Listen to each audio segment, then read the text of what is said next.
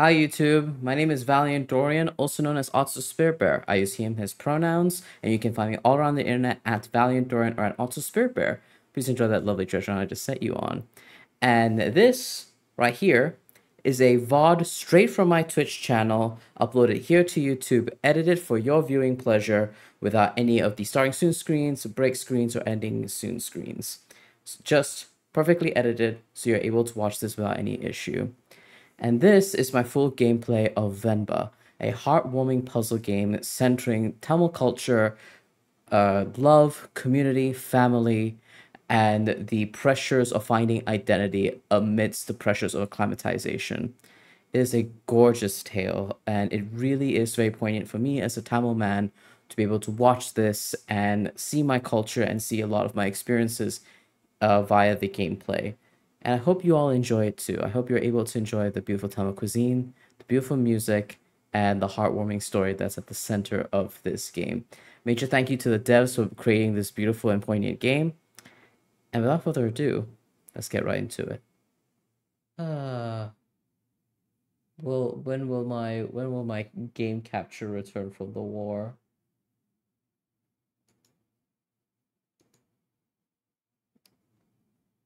Are you sure this is the choice you want to be making, Venba? Why is it not showing up? Alright, hang on for a few seconds, y'all. Oh, now it's here. It's fine. It just needed a hot second. That's okay. Welcome! Let's play some Venba. And let me adjust the window while I'm at it. Doop, doop, doop, doop, doop, doop. There we go. Amazing. Alright, let's play some games. So, gonna be playing Venba. I've been so excited about this game. It's about food and cooking. I wish I could read Tamil. There we go. Think well before you dare and never ruminate once in action. Oh, we love an Indian calendar.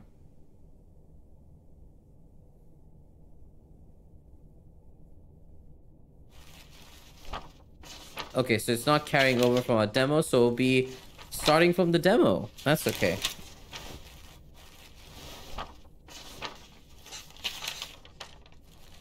Leaving already. Ayo, sorry, did I wake you? What time is it? 8. How are you feeling? I said tired last time, so I'm gonna say nauseous this time. Just like yesterday. Okay, I'll call your school and say you can't come in today. I was just about to leave for work. You should go back to sleep. What about your lunch? There's some leftover idli batter and garlic chutney from yesterday. You can steam some idlis quickly. I don't know if I can figure all that out. Sir.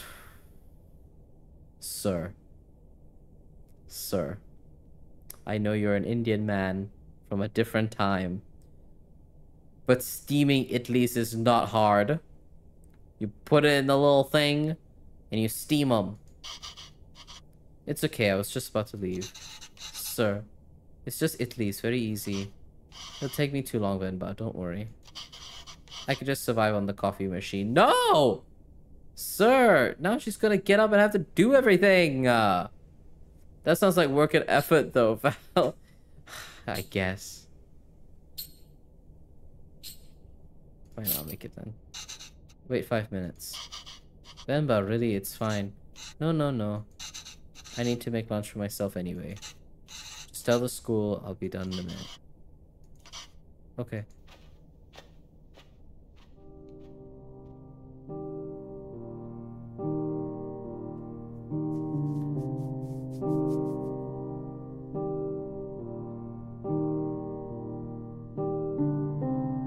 Idlis are delicious, though. They're an excellent, extremely filling breakfast.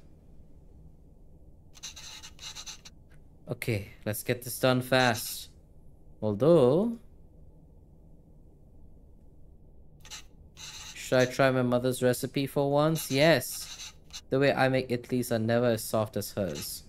And they would always cheer me up when I'm falling sick. I should just make them her way today. Now I'm craving Indian food. I should probably order Indian food for lunch. The recipe is so readable, that is. Oh, bless. Alright, turn up that music. Let's go. I'm ready to make idli.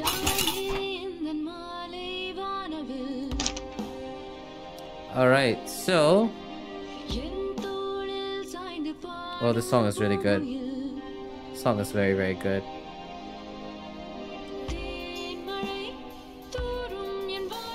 I do know that the folks at Venba literally hired like a really famous Indian composer who is like, who makes all these classic Tamil songs and had him compose the songs.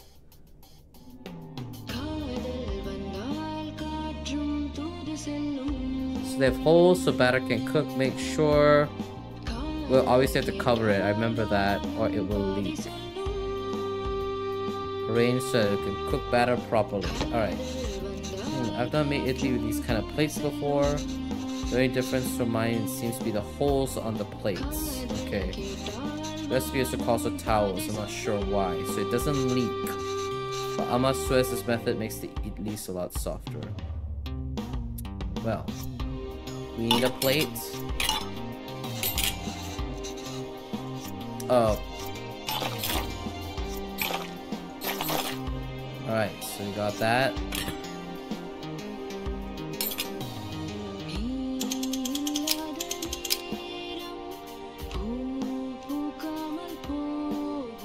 I'm like looking at the next batter area to see whether we can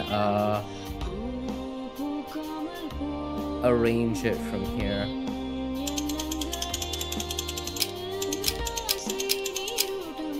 Alright. And then towel? Ah, hold on. Amma, let's do this. Alright, and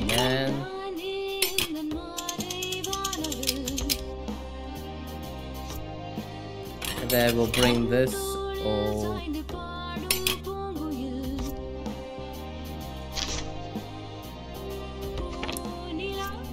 I forgot about the water.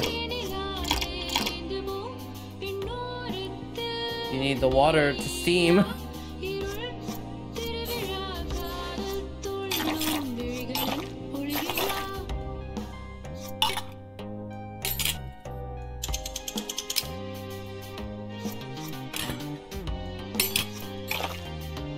Oh, don't forget this. There we go.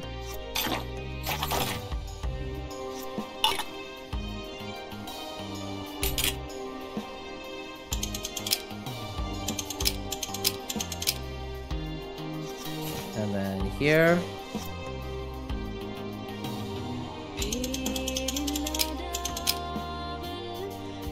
Yeah, and then add this. And that should do it.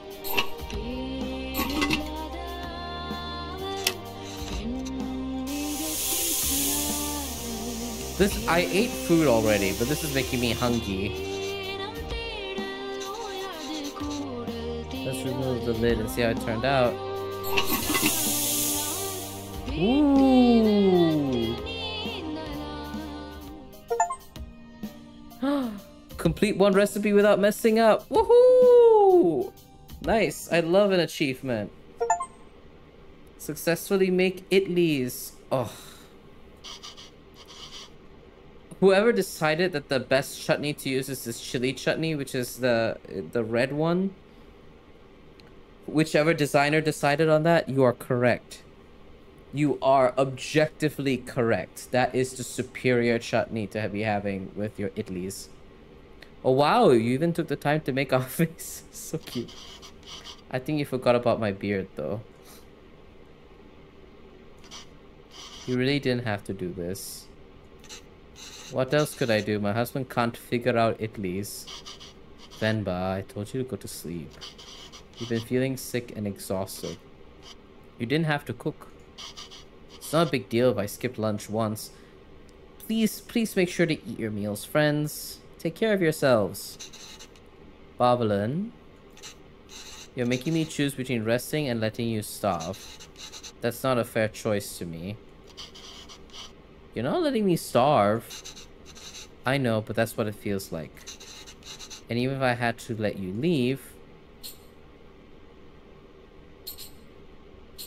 See, the very Indian auntie, Indian mom thing to say is, I couldn't sleep peacefully. That's a very Indian mom thing to say. So I will say that. I'd feel too guilty. I know I shouldn't, but you know I would. This is so hard for you to cook even on days like this. I'm looking at all of you Indian men. I'm looking at y'all. Stop making the women in your life do everything for you. Did you look for tickets back home? Yes, it's expensive, but we can manage it. So do you think we should go? I don't know. Let me ask the boss again if he can make me full-time. But unless school gives you more shifts, or my boss changes his mind, it's going to be tough to stay in Canada. You know, there are other options, but I wouldn't mind going back. I'm sure I can teach again at my old job. And there's nothing really keeping us here. That would be nice. Okay, well, why don't you leave with me now? I'll walk you to the doctor's office before I go to work. Oh no, I'm sure all I need is some sleep. You've been saying that for 2 days now. Come on, I'll walk you. Doctors are free here. You just pay for them with your taxes.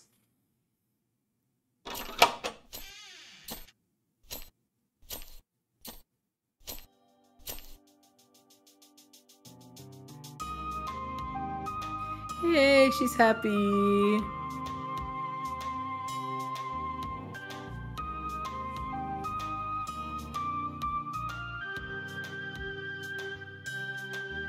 She's got her bangles. She's gonna make more Italy.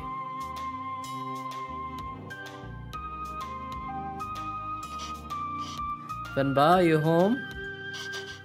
What did the doctor say?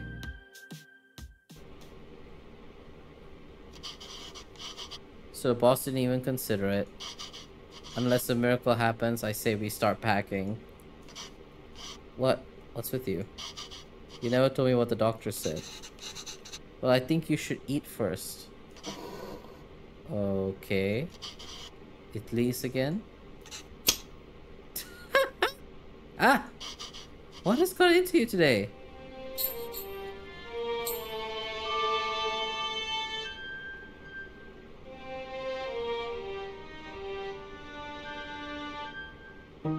There's a little baby Italy.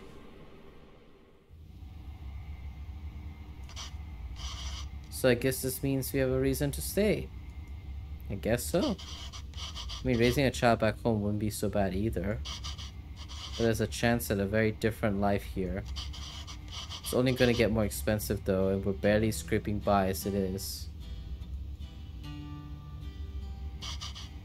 We can't provide everything other parents would be able to. What if they resent us for that when they grow up? Maybe moving back to India is the best option after all. But then they could resent us for taking away this opportunity, yeah?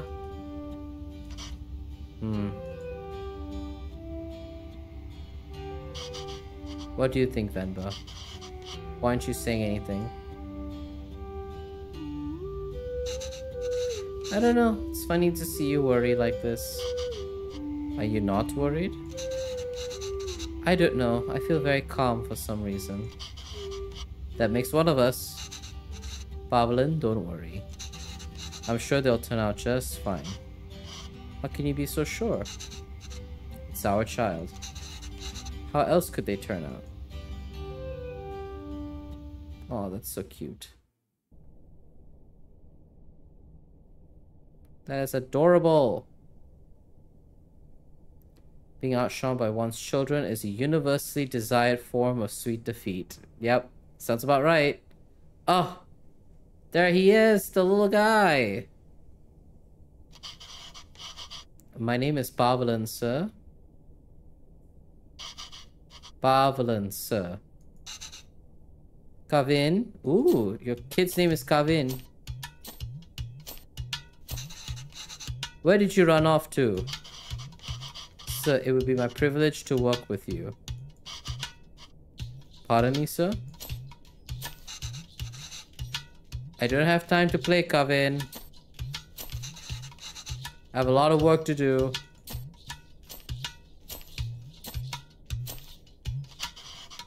Yes, sir. I've managed transport of hundreds of units of inventory per day.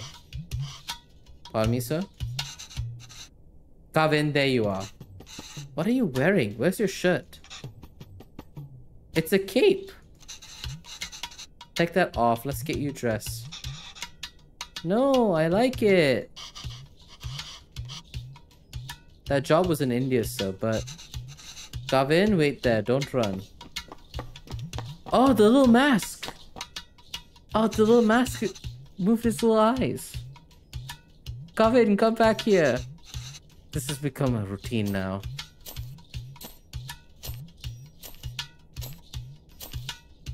I feel bad for Pavla. He's trying to have a freaking job interview.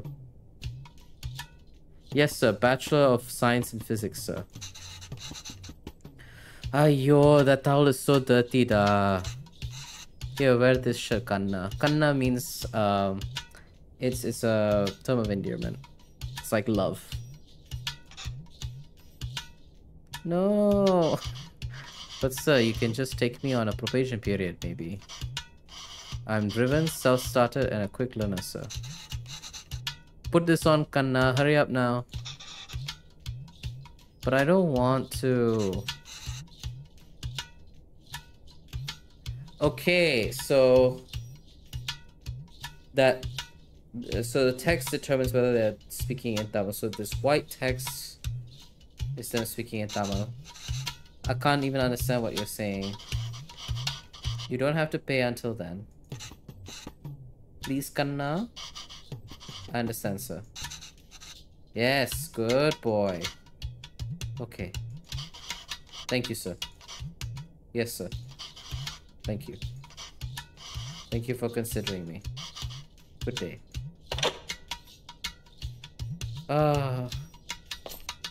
Poor dude.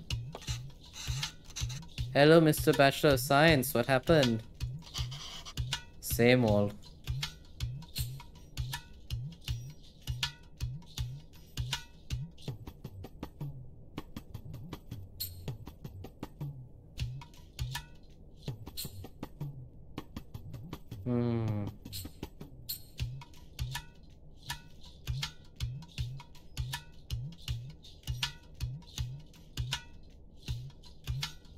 I'm telling you, it's time for it to go.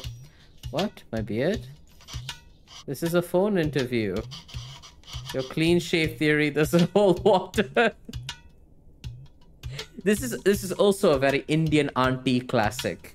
My mom does this to my brother especially all the time, where she's like, do you think you should shave? She'll walk up to either my brother and I. I think you should clean up a little bit to shave. And I always have to remind her that I'm trying to grow my beard. I'm trying to have a nice full beard. But yeah, this is a very Indian auntie, clean-shaven thing. I spent half of these calls asking them to repeat themselves. I should watch cartoons with Kavin. Actually, that would help. My aunts always did that to my brother growing up. Yep. If I can understand those shows, maybe I can understand these people too. Yay! We can watch Batman together, Appa. Yes, but your son is going to forget Tamil at this rate. Did you know his friends call him Kevin?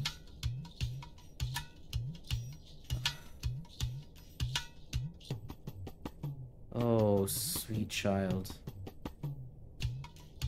But Kevin is such a nice name.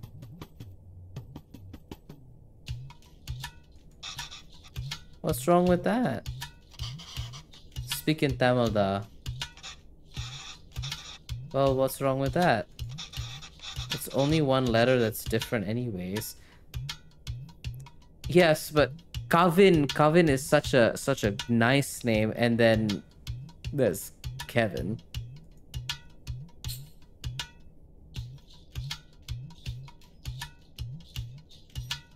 Names tell stories.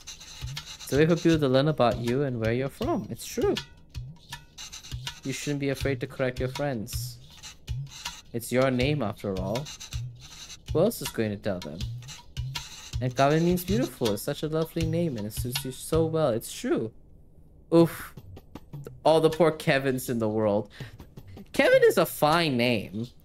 Kevin is fine, right?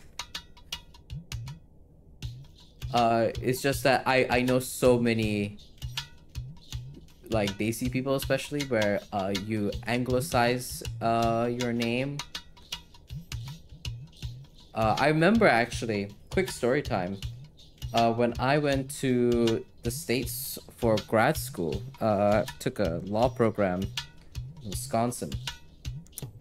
And so our specific program was built for international students. It was meant for international lawyers to be able to do a year-long course, learn a bunch of American law, and then be able to sit for the bar program, for the bar exam.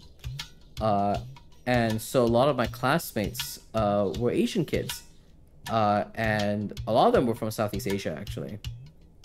And when I went into orientation for the first time, everyone was huddled around. They asked me my name. We were having a chat. And then one of them asked me, "What do you think of this name?" And I'm like, "Oh, it's a fine name. Why do you ask?" And I remember my classmates saying, "Oh, I'm just choosing my English name to get ready for class." And like, I still remember like how it felt to like hear that for the first time from someone, and I'm just sitting there going like, huh, that's a little sad, you know, that for Westerners' comfort, that these students have to like sit around in a round table and choose an anglicized name. And her name wasn't that difficult to grasp, but I also understand why she just wanted to get it over and done with and not have to deal with correcting people all year. I should message her. I hope she's doing well. But I remember like sitting in my class and hearing that for the first time. I was saying that I remember telling these group of girls like, listen, if they can pronounce every French word under the sun, they can learn to pronounce your Vietnamese name. Hence why I say understandable perspective, because yeah, it's not fun when Western folks do that. Yeah, and you know, it's for me it's such a shame, because it's like there's so many cool names out there, you know, right? Like, so instead of anglicizing them, like there's just a lot of cool, like her name was Umkarn, and it's such a cool name. Like the way it's spelled is so cool. A lot of my friends, especially Tamilians, so a lot of Tamil kids, we have a lot of vowels in our names. Like, I mean, you see Pavelan's name, right? And the reason why a lot of Indian folks, especially Tamilians, have like really long names is because we're calculating the numerology of the names, right? So when parents say, this is why we chose your name, and we were very intentional about the way we chose your name, they mean it, right? Like, because in our culture, like, numerology of your name is very, very important. Yeah, the more I hear that folks outside the States are doing it, I feel sorry that they're doing that for Western comfort. Yeah, that folks that do that for people who only speak English, basically, that they're forced to adapt the same courtesies not given. Yeah, it's more that, right? It's one thing if we were in a society where, like, we both sides are trying to kind of, like, aid each other with that. But it is very, very much, like, I remember my dead name. I don't think a single... Yeah, I don't think a single Westerner has ever pronounced my dead name correctly. And don't even get me started on my brother's name. My brother's name is Ruel. It's spelled R-E-U-E-L. And it's derived from Hebrew. But my god, does nobody know how to ever pronounce it. He kind of got the short end of the stick. Nobody can pronounce... His name is the Grand Equalizer. Nobody knows how to pronounce his name. It doesn't matter where you're from. All of you don't know how to read his name.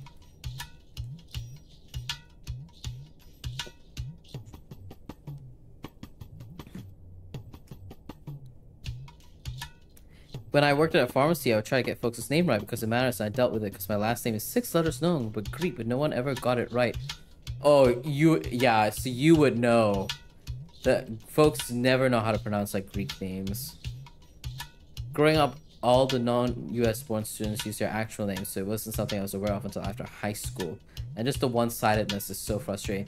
Yeah, I mean, it's still a thing here, right? So I say all this about Westerners, but I know a lot of like Chinese students that I grew up with, you know, in middle school and high school, chose anglicized names for us as well, because they found that, you know, non-Chinese folks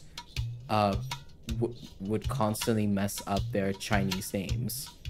One of my really close friends in school, her name was Jasmine Ko, but Jasmine was an anglicized name.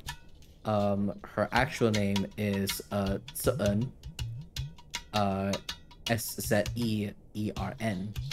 Zern is her name, but she almost never goes by that name, basically, in daily life. Only at home. And I remember when she told me, we used to, in the school that we were in, everyone had to take Chinese. Everyone had to take Mandarin, specifically. And I wanted to get really good at Mandarin. So I always asked my friends, my Chinese friends who I hung out with, that to talk to, like, when we're hanging out, like, don't feel like they have to speak in English or Malay or whatever, like, try to speak Mandarin as much as possible. I want to learn through, like, interacting with them, right? And then she was telling me about like, oh yeah, Su'un is actually her name, right? And ever since I heard that, I was like, I'm gonna get her name correctly, and I'm gonna get it correctly every time. And yeah, I remember like being like, no, we're gonna fix this. Your name is really, really cool, and it sucks that the only time you ever get to hear it is at home. I'm white as hell, but my dead name and last name were always said wrong. I wish I was better at languages, but I definitely want to do my utmost to get as close as I can to getting names right. Yeah. And this is where, like, consuming, like, like what Pavlin said, like, consuming, like, cartoons or, like, TV shows, honestly, the best way to learn. The best way to learn. Like, my Mandarin improved exponentially. I'm so rusty now, from not being able to interact with enough folks Mandarin, but, like, growing up, my Mandarin was pretty decent. It was intermediate, like, I was conversational. And I remember I started learning when I got school, like middle school, so that was 2010s, the 2010s. And yeah, I just, during the 2010s, learned a bunch of Mandarin, and I was in the beginner class, and I would come home, I'll put on the Three Kingdoms TV show, which is very, very long. Very, very long show. And I would watch it. Tens was college for you. I do love bringing up how old I am, because everyone is like, oh, you're baby. I don't want to be beautiful. Oh, Kevin. I just want to be Kevin.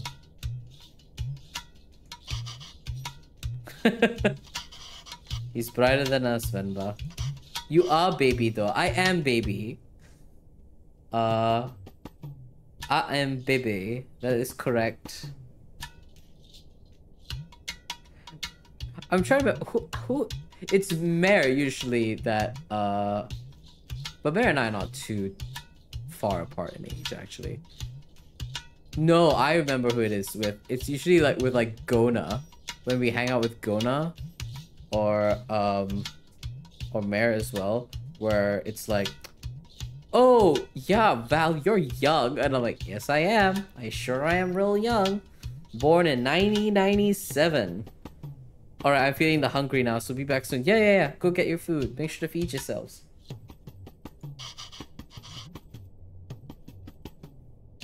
You know he aced yesterday's English quiz? He did? Really? Good job. We should celebrate that, Kanna.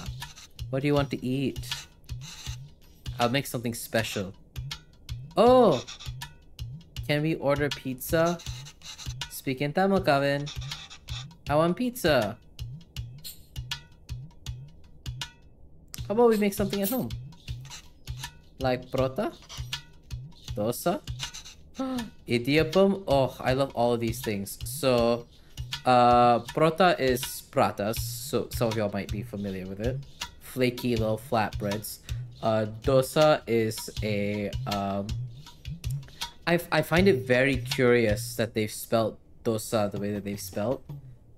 Because we spell it Thosai. So, dose. That's how we spell it. Which is very, very interesting. Anyway, dosa is a savory crepe, is the way I would describe it. And idiyappam are like vermicelli noodles that sit very, very nicely. They kind of sit in little packs. They're not like loose noodles. They're kind of like pretty stuck together. Ghee dosa? Oh, see, ghee dosa. That's where it's at. Biryani? Curry dosa? No, I'm tired of all of these. I said I want pizza. Extra cheese. Extra toppings. You eat pizza all the time. Kevin? Have you ever had puttu? No. What's that? Well, I've only seen my mother make it before. It's a lot of fun to make. Oh, we're making puttu. Okay. Reminds me of a rocket. Rocket? Yes, a lot of steam comes out when you make it. It looks like a rocket launching. It does? Yes. But you know what? Let's just order pizza. There's no rocket, but you can get a nice cardboard box.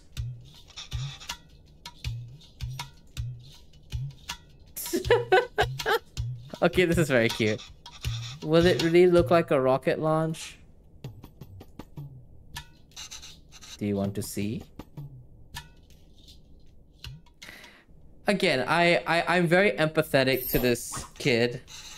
Because I remember growing up, I also was like, I want pizza! You know, because children taste buds. But now I'm like, oh, what I wouldn't give for a nice crispy ghee dosa.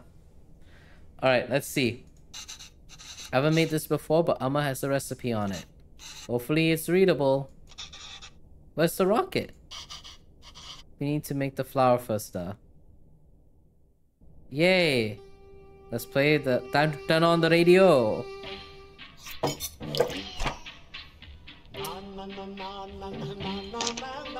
Okay, put the flowers. This is a very classic Tamil song style. Okay, so we need to blend 500 grams of rice. Separate the rice from chunks.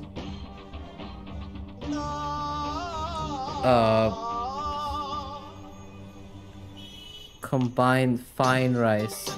Make sure...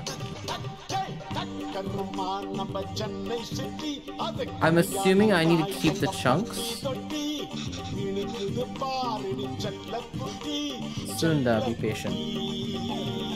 Hold on, I'm just adjusting the volume a tad. I love the music, but it's a little loud for me. Actually, even the SFX can... There we go. That's better. Alright, so we got soaked rice.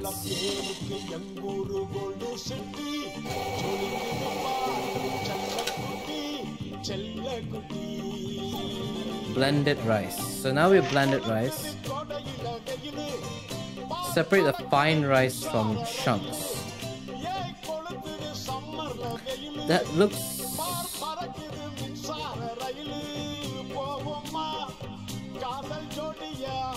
I'm trying to remember. I'm trying to... Oh!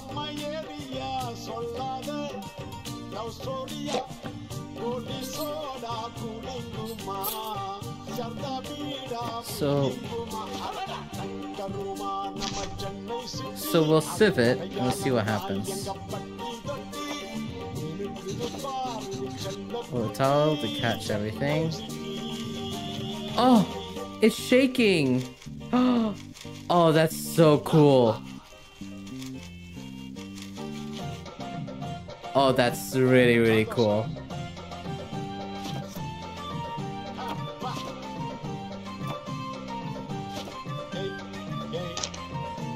So fine rice from chunks.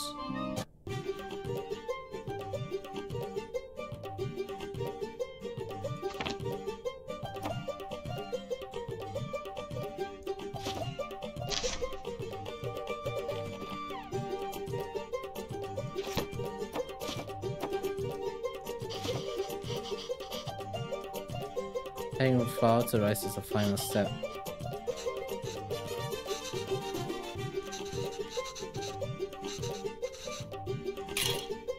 Okay.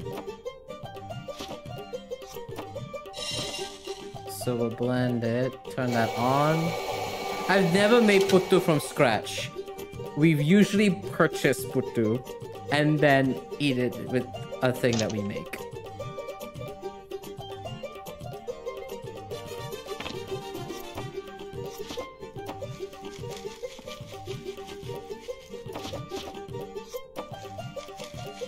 Yes, sieve it.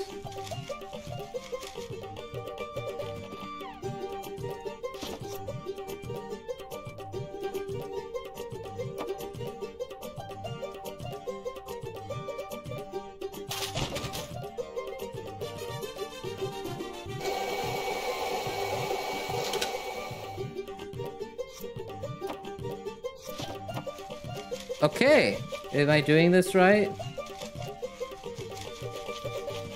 Am I doing this right? Alright, got off the phone. We are making puttu, which is... I'm trying to describe puttu. It's a very, very soft kind of like rice-based dish.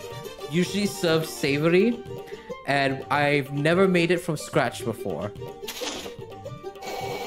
Never, ever, ever made it from scratch before. So this is an experience for me personally.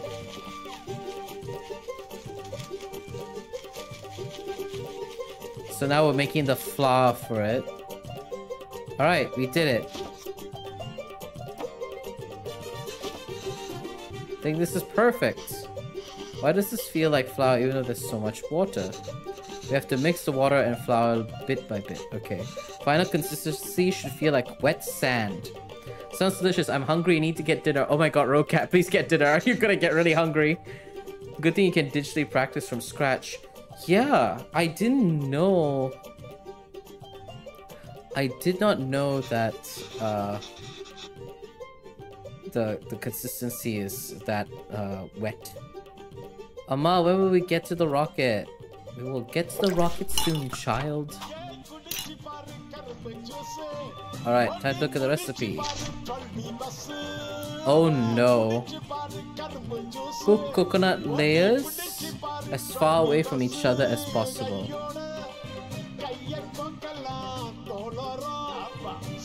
4 tablespoons of something. Oh. Alright, this is straightforward. Assemble the parts so water steams and cooks what's above. The tricky part is figuring out how much rice and coconut is needed. And in what order coconut can crumble easily.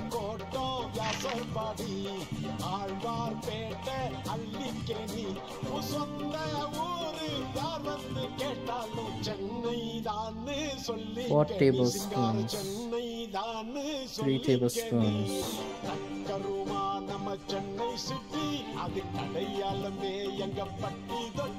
I'm assuming the yellow is the coconuts, because coconut layers as far away from each other as possible, and this is the rice.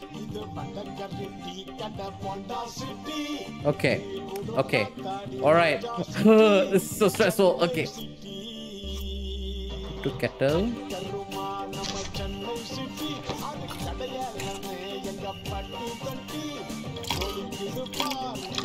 Alright, so that's the kettle. And then 3 tablespoons of... This is the potato flour, this is coconut flour. So 1, 2, 3, right?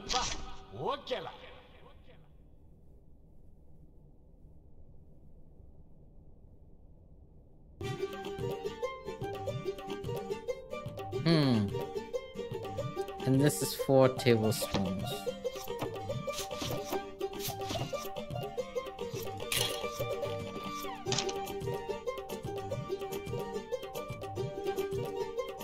These numbers are not corresponding. Hold on. Well, alright, we'll see what happens.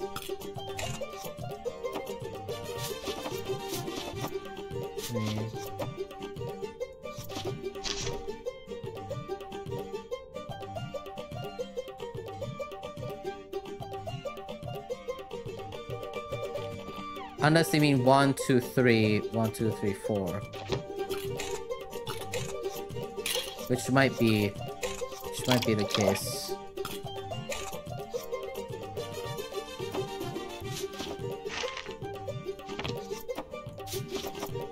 Two.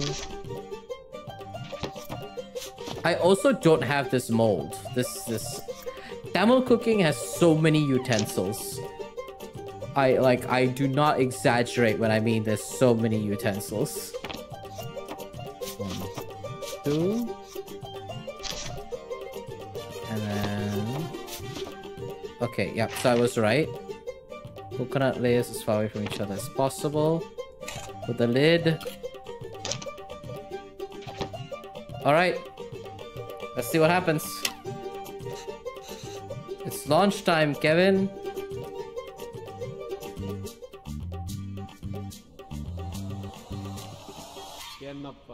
Oh no!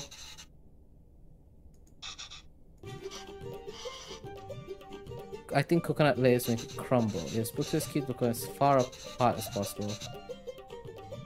Oh, we're putting the coconut first? Okay. We can do that, we can do that. Alright, water is there. Please. There we go. So it is... This is only 3 tablespoons of coconut. Okay. 2. So I didn't put the coconut because they said it crumbles near the water, so that's why I thought they were trying to tell me. Okay, that's fine. Coconut and then... Alright, let's try this.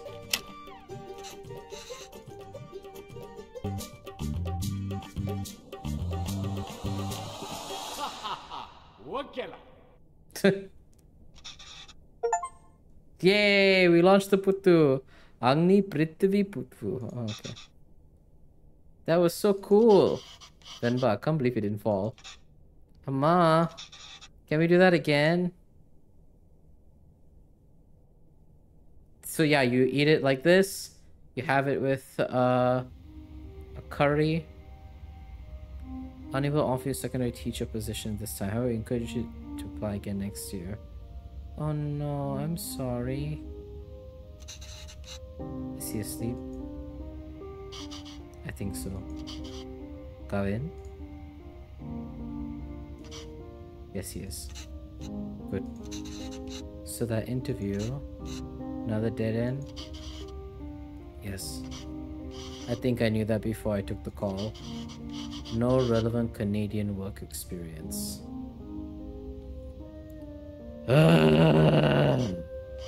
We'll keep you on file. I don't know.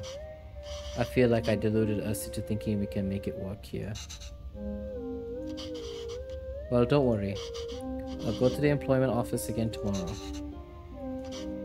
But I know you don't like Suresh, but I think you should take the sales job at his company. Oh, the intricacies are coming out now.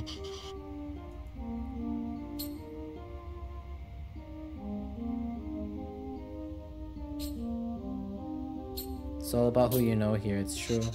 And we barely know anyone. We're not in a position to pick and choose our help. I thought moving here would be a chance to start over.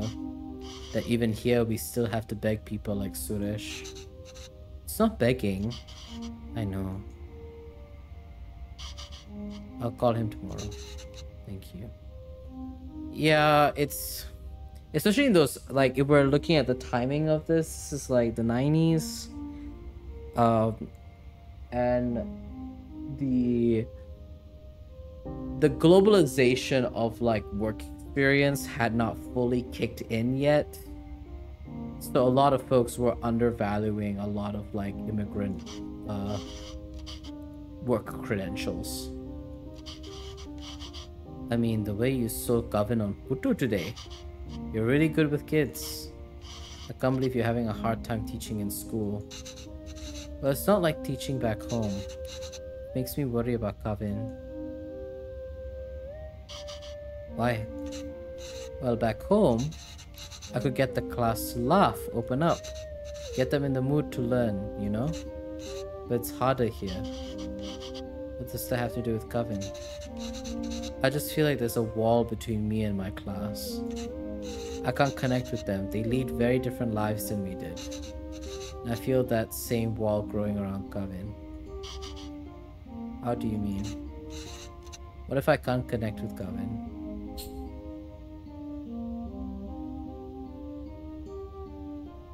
Feels like he's growing further away from us. The other day he told me he wished he had his own room like his friends. That is a very... Yep. I remember asking for that as a kid.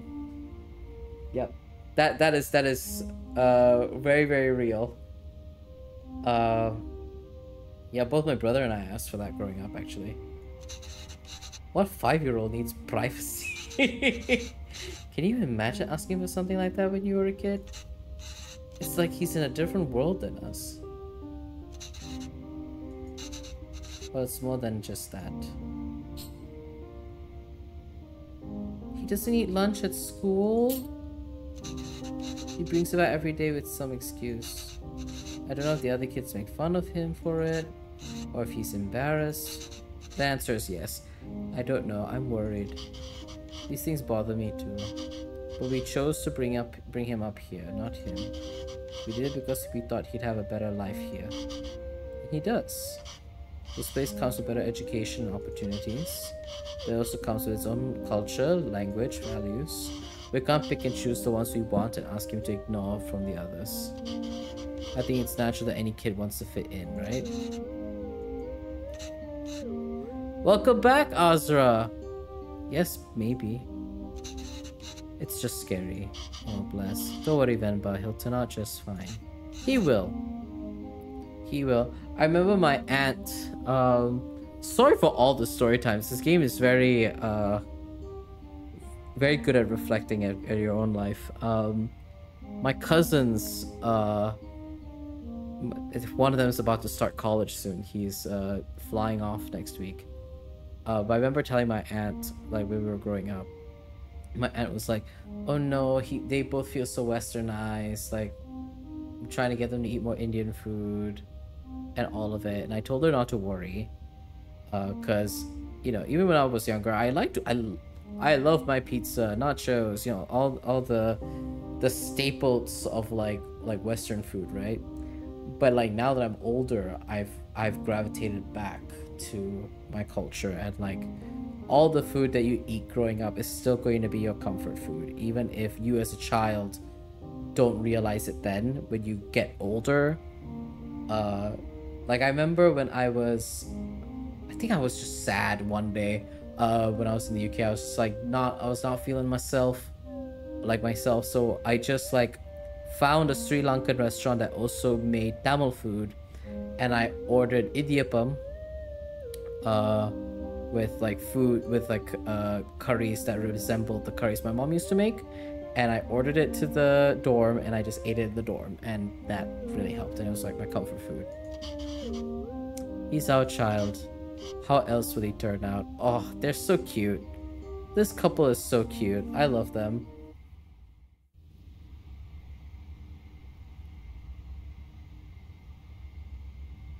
Those fallen from their resolve are stripped of respect, like hair fallen from the head. Oh, so cute. I'm very intrigued by this mask. Go on. Tell her. His name is Pavelan. He's my dad. What's happening? P-A-A-V-A-L-A-N.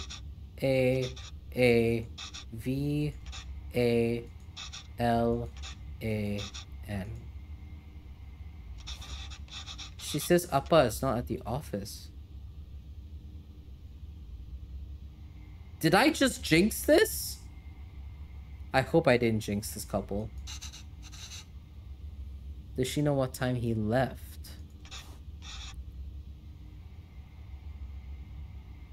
I'm very curious about what these water oil stains on the text are. Do you know when my dad left the office? Okay, well, does she at least know if he came in today? Did you see my dad today?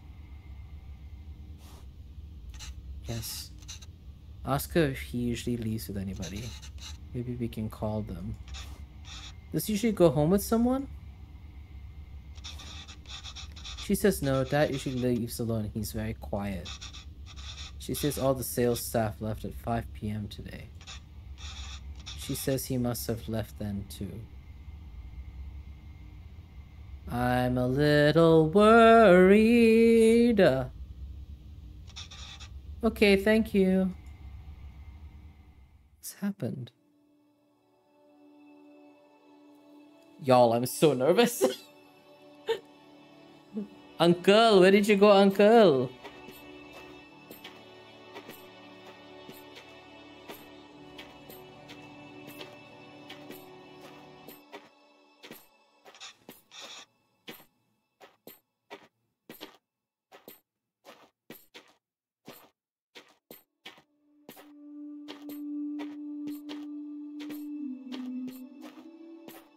Why are we walking through the park, Amma?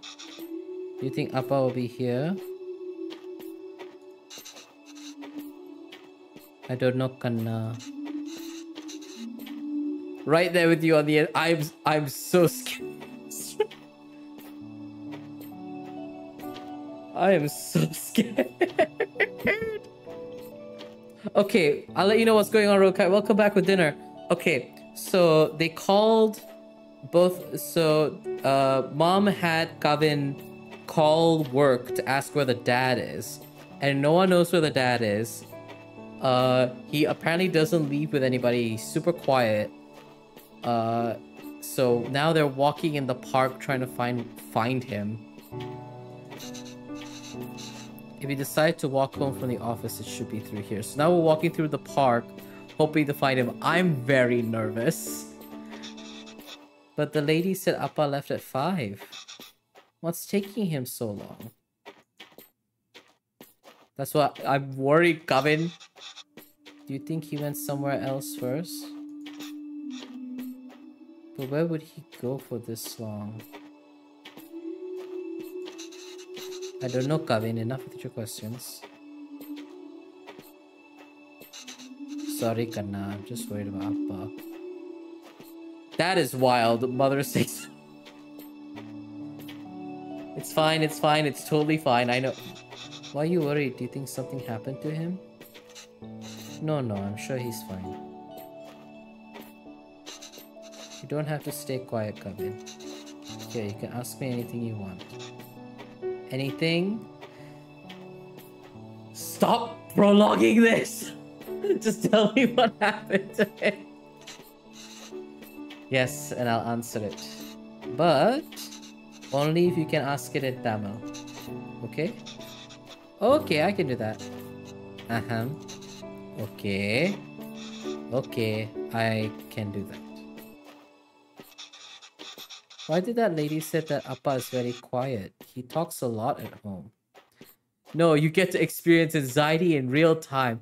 Put yourself in the position of these characters and get anxious about your husband's whereabouts. Oh, look at you go. See, you can speak Tamil when you want to. I don't know. Maybe it's that they don't talk to him. What do you mean? Nothing. He doesn't really like his job, Gavin. Maybe that's why. He was a writer back home, right? Did he like his job then? Oh yes, he loved to write. How come I never see him write at home? Well, he always writes when something bothers him. I don't like the direction this is going. Back home, that used to be every day. Maybe you should bug him more. Oh, we get to ask from his perspective.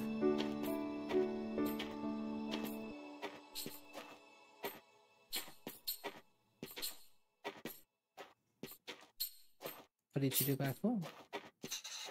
Same as here, I was a teacher. Not just a supply teacher, I taught math for 9th to 10th, 12th standard.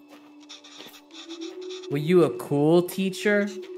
What's a cool teacher? Fun and easygoing. Like, were the kids scared of you? Only kids named Kavin. That's cute. Lol, no, I was a piece of shit teacher. Could you imagine if she said that? No, Kavin, I was a real shite teacher. I don't know, I like to think I was good at it. My classes were always fun for the students. Though I don't think I'm a cool teacher here. I miss those days. But you teach here too. It's not the same. Why not? I don't know. It's just not.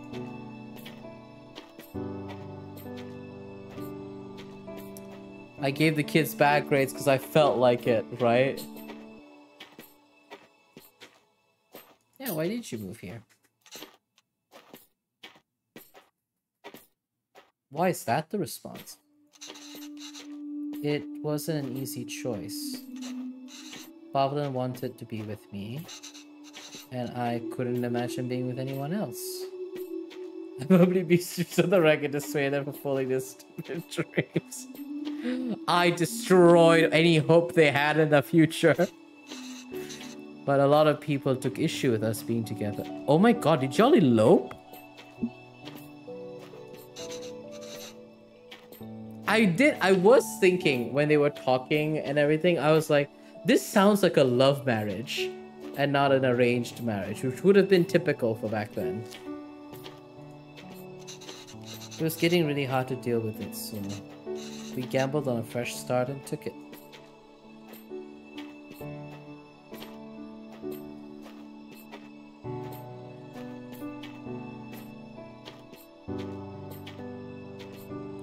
Why y'all just walking? Oh, okay, Amma, I see Appa.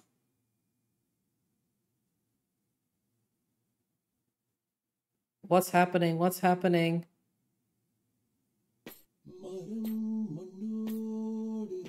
Why are you playing the song?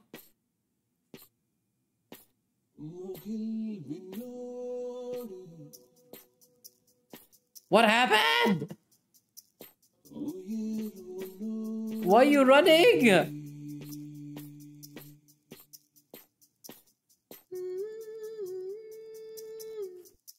Don't you fucking dare.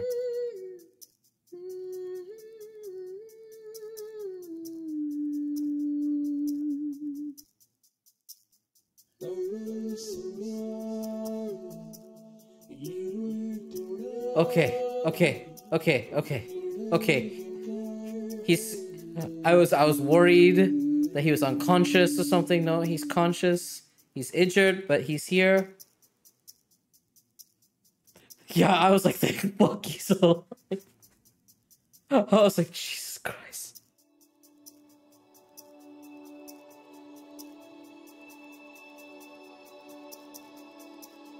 Ah!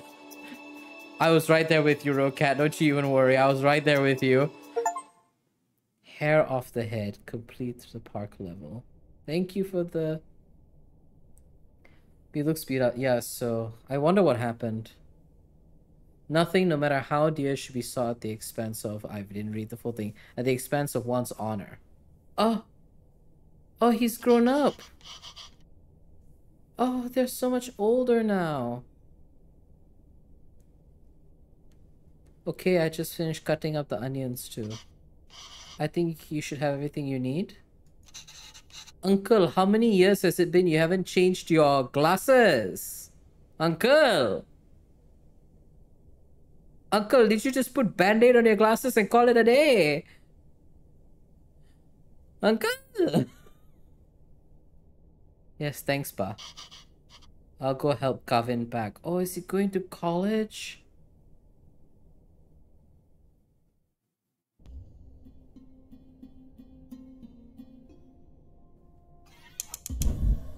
Ooh. Are we making biryani? Wow, this recipe says nothing. Okay, this recipe is completely unreadable. Layered biryani is really fancy. I've never really made it that way before. Okay, I do know how to make biryani. But I've seen Amma make it the night before we left India. Maybe I can try remembering them. Remember, add all of these first. So yeah, add all the spices first. These ingredients so expensive. Amma, why are you going through all this trouble? It's okay, Dee. It's a big thing to leave to another country. I don't know when I'll be able to cook for you again.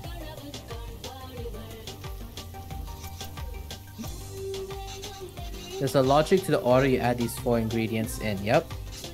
You want all of them to fry in the oil nicely, but the ingredient you add first will always fry more in the oil than the one you add next. So I'm gonna give y'all big tips for eating or cooking Indian food, right? Indian food is the same spices, all and like ingredients, but the order in which you do it and the quantity in which you do it is different, but the base is always the same. So what we're gonna do for the biryani, we can also use for like other Indian dishes. But yeah, there is a logic. Right, so if I want onions to turn golden brown, they need to be fried the most. Remember, once you add tomatoes, they release so much water, it's hard for anything to fry after. Yep. And this is marinated. Oh, they eat beef. Very interesting, they eat beef.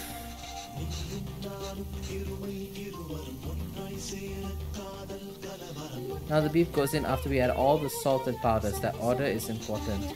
Then add water and then let it reduce. How am I gonna remember all this? Don't worry, I've added all these instructions to the recipe book I gave you. Let me read that again.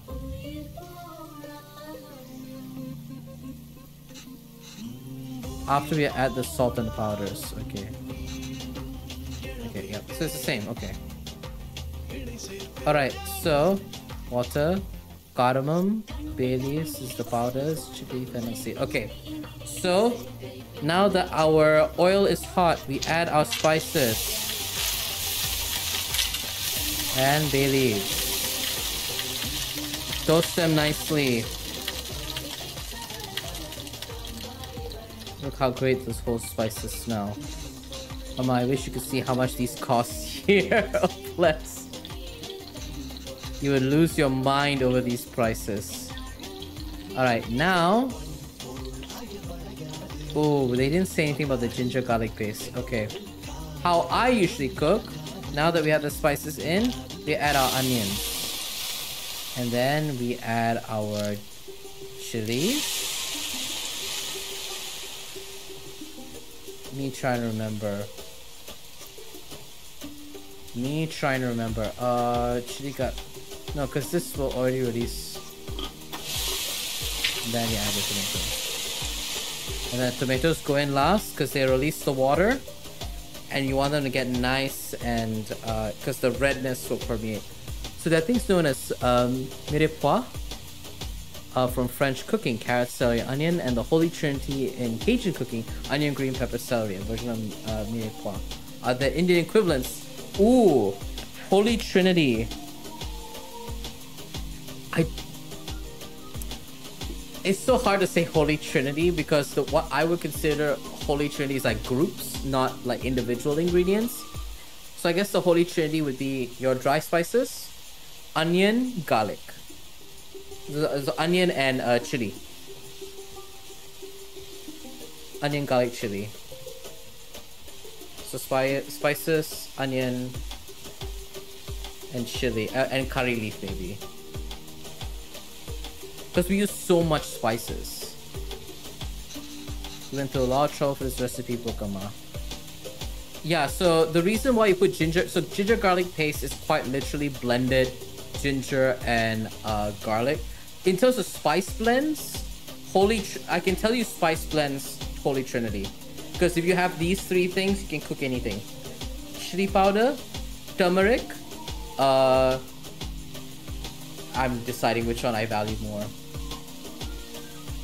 Chili powder, turmeric, and I would say cumin powder.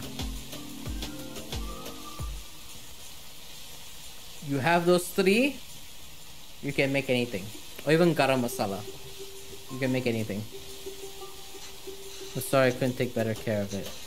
I'm fixing these now and I hope Calvin can appreciate it when he cooks these. If he ever does. Okay, now... biryani masala. Okay, so what we do usually is chili powder cooks very quickly. So usually I add turmeric first, then I'll add the chili powder, add the biryani masala, add salt, and then we add the beef. Once that's there, add the water. So that's how you cook it. We'll see if I'm right. I think we just need to let it simmer for 30 minutes, then we can start layering. Oh, we're doing the layering too. You've got all of those? Biryani masala is just a blend of spices. And every region has its own biryani masala. I would say, I'm about to give y'all a life hack. We're pausing this for a moment because life hack is very important. Okay. I'm gonna give you a life hack about cooking Indian food and cooking cheat biryani. Cooking biryani without waiting for ages.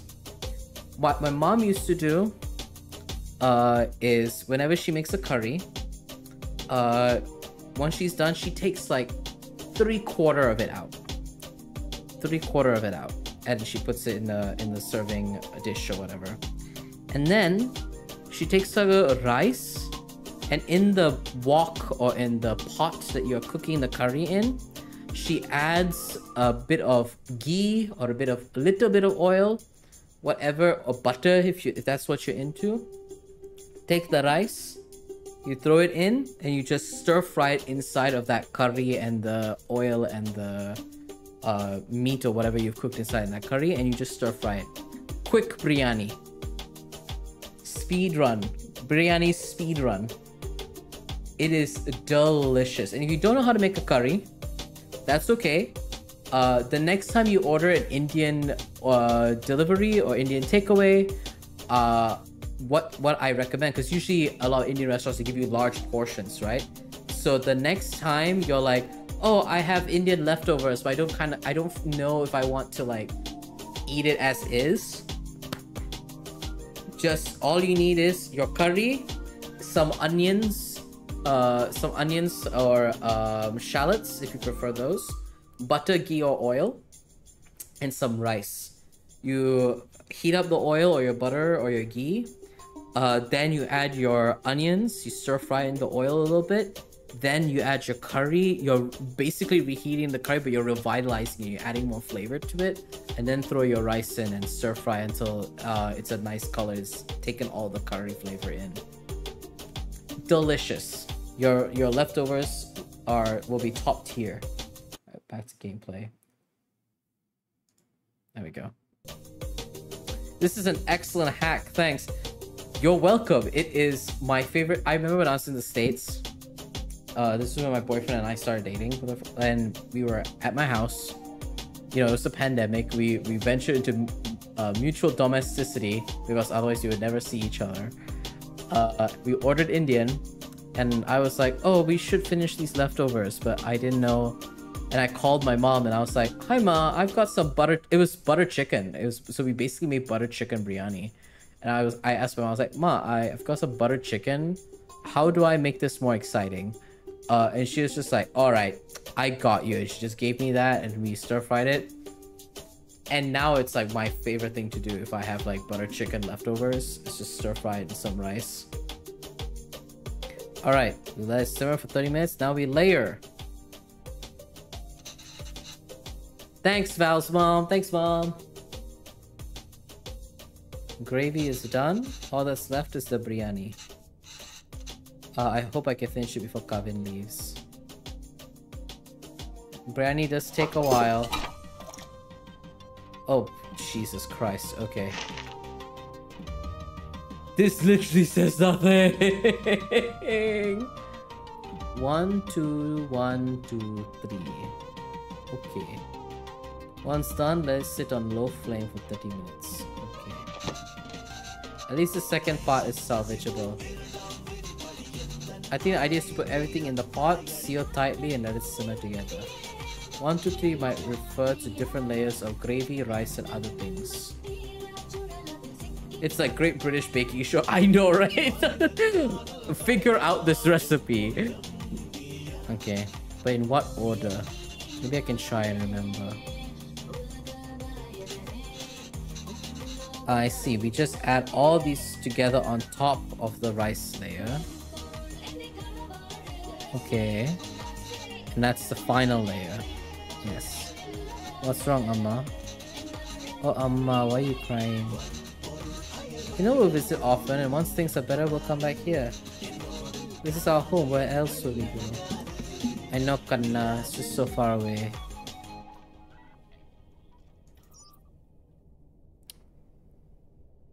So these are all at the end. So the mint, fried onions, cilantro, ghee, and cashews are at the top.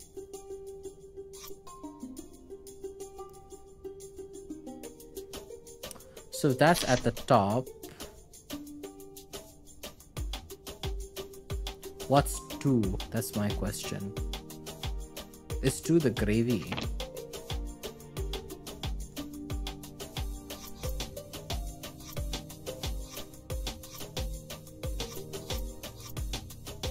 It's...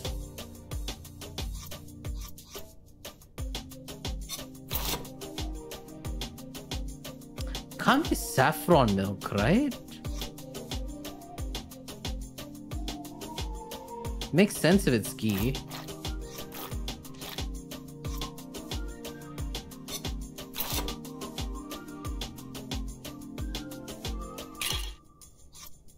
I'm sure it's rice. No, it's definitely not saffron milk. Because I was going to say, I'm pretty sure saffron milk's at the top. Add ghee. And then add some more rice. And then some more anchovy.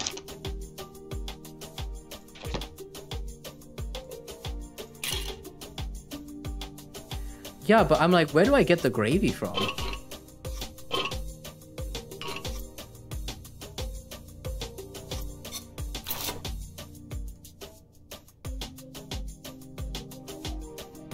Oh, you're right. The bowl. Oh, you are so right. Oh, so hello, Mercury. Nice to see you here. Oh, thank you. I was like, how the fuck am I gonna do the... Yeah, that I also thought, because usually when you make this, right, you like layer the rice and you add the gravy. Yeah. So now this makes sense. We add the rice, gravy, and another rice, gravy.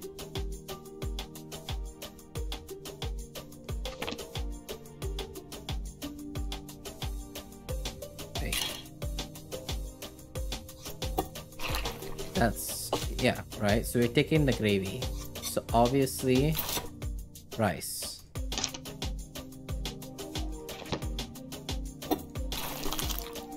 And then rice. And then the last layer, we'll add our cashews, cilantro, fried onion, mint, and saffron milk. I think this is right. I just have to cover the lid now. And then cover the lid. Yeah, I also thought it was already in the pot, and I was just like, because that's how I would usually do it. I think this is it. Just need to keep the flame low and let it all cook together. The rice will fully absorb the moisture from the gravy, deeply flavoring it. Can't wait. Should be good now. Looks amazing.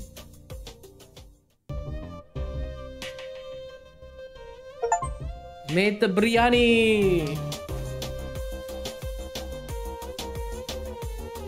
Uncle, please get new glasses. Oh.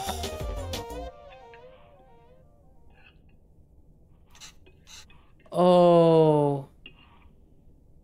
He's eating with fork and with a spoon, and his dad is eating it with hands.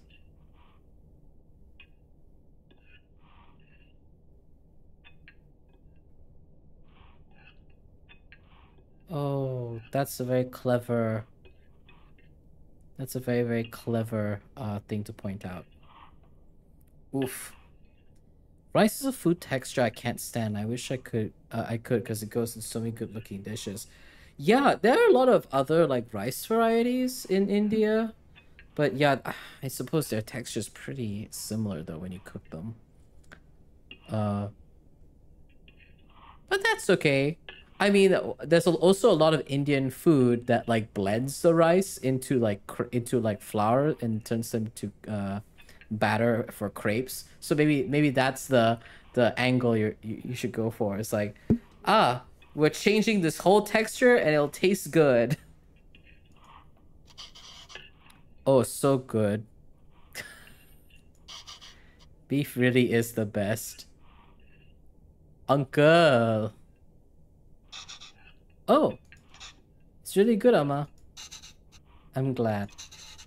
I won't get many chances to cook for you like this again. Ah, Ma. Stop being so dramatic. I'm just moving out for university. Yes, Kanna, but we'll miss you. There's no shame in using noodles if you need... Okay, I'll be real. Actually, yeah. Actually, especially if you get like a dry Indian, this is more Tamil food. You won't get this in northern Indian cuisine, but if you can get like a varaval, like a drier curry, and you just toss them in some noodles. You like make quick noodles, add an egg to it. Mwah. Chef's kiss, delicious. Yes, Kanna, have you packed everything? It's a long drive. We might have to get gas on the way. Oh, as it turns out, my friends are driving there today after all. So I'll be going with them. Oh. This way you and Appa won't have to drive all day.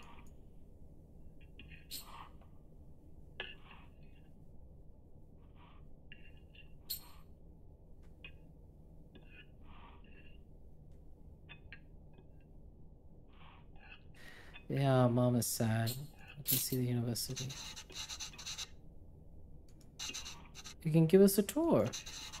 It's not a hassle at all for us to drive you. We'd love to. Yeah, bring your parents. Bring your parents. I know, I know you're young and you want to like enjoy, you know, with your friends. I guess for me, I don't know how that feels because, I didn't go to the same uni as my friends. Um, but like going with my family was really nice. Having my mom and my brother kind of like look at everything and help settle me in was nice. It's also comforting, right? Because like sometimes you don't think of things when you're first starting to live out on your own. So it's really nice to have your family there to be like, hey, have you actually like thought about this? But yeah, bring your parents. Bring your parents. It's just more convenient. It's not about convenience. There's nothing to tour really. Just a bunch of gray buildings. Okay, Kana, sure. Did I even get any of the meat pieces? Uncle! Maybe we can drive there next week. Drop off some food. Oh, I almost forgot. Will your friend's car have enough space for some containers? I don't know. Why? I've packed a lot more of the biryani. What a nice mom. Podis, pickles, and sweets. Oh, that's so nice. I didn't go to the same college as my friends, but honestly, my mom's society was not great to deal with. It often wasn't growing up, but I understand the value of maintaining a connection. Yeah, my mom is the same way. My mom is extremely anxious, so there are definitely a lot of like other like scenarios that I wouldn't bring my mom, so I totally understand. But yes, she's the standard feeding mom. My mom used to do that as well when I would come back home for the weekend, before going off to uni again. She would, whatever leftovers is coming home with me. Did she give all the pieces to Gavin? Amma, I can't take that in the car. Why not? Yeah, why not? I packed for your friends too. You can all eat. Amma, they don't want biryani. And the whole car will smell.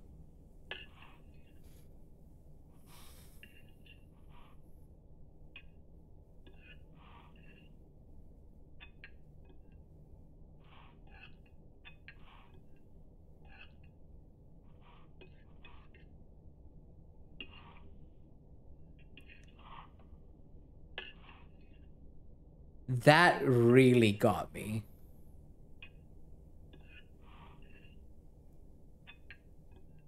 That really got me. Because I know that's not coming from him. That's coming from the voices of people who have said that to him.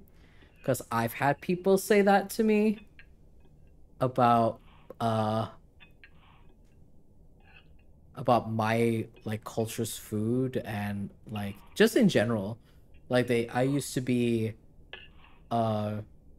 constantly taunted in school for like the way Indians smelled was the way they would put it. And it was that particular like thing of like this thing of your culture smells is like a real thing I like. That's like a pet peeve of mine. Absolutely hate that. Cause like so many Indians are discriminated in housing because a lot of landlords like the curry smell will get in the walls, and I'm like,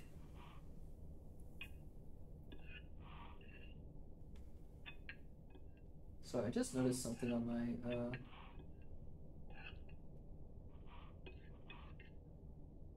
just realized something on my armrest. But yeah, that's oof.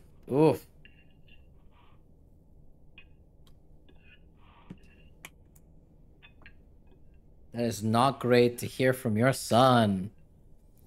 Yeah, he's probably, this is definitely projection. I used to hear that shit from my peers. Not Indian, but I heard the comments. Yep. I don't want them in my dorm either. You don't want any of it? Gavin, I put a lot of effort into making all of it this week. I didn't ask you to. Why are you getting mad? I know you didn't ask. What will you even eat there? I don't know. The cafeterias, instant noodles, whatever. Oh, child. Ooh, child. Oh, you're gonna learn the hard way about that. This dad is still on the beef pieces and him not getting enough beef pieces. Poor kid doesn't understand, but is very anxious about this. I know. I can empathize. I understand like it's a hassle, you're carrying everything. You know, you're bringing it into your friend's car, and if it takes up too much space, and I understand. I'm just eating Cusco. Oh, no. I'm good. That's not healthy, Kevin. You can't eat out every day. You definitely cannot eat out every day. It is very expensive. The dad is giving a much needed levity to all of this.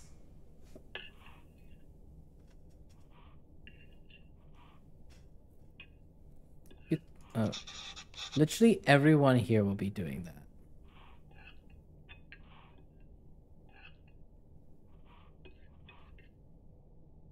And they will be making terrible financial decisions. That doesn't mean you also do it. I'm just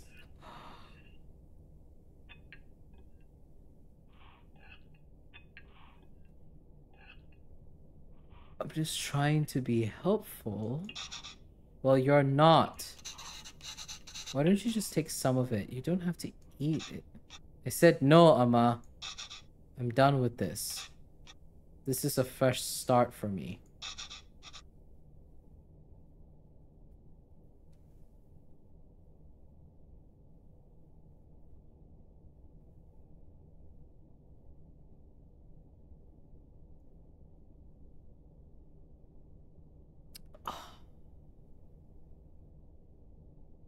Ooh.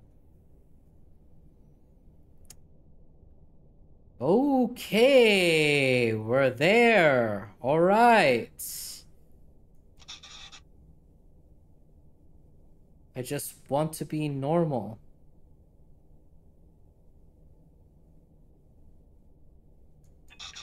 For once.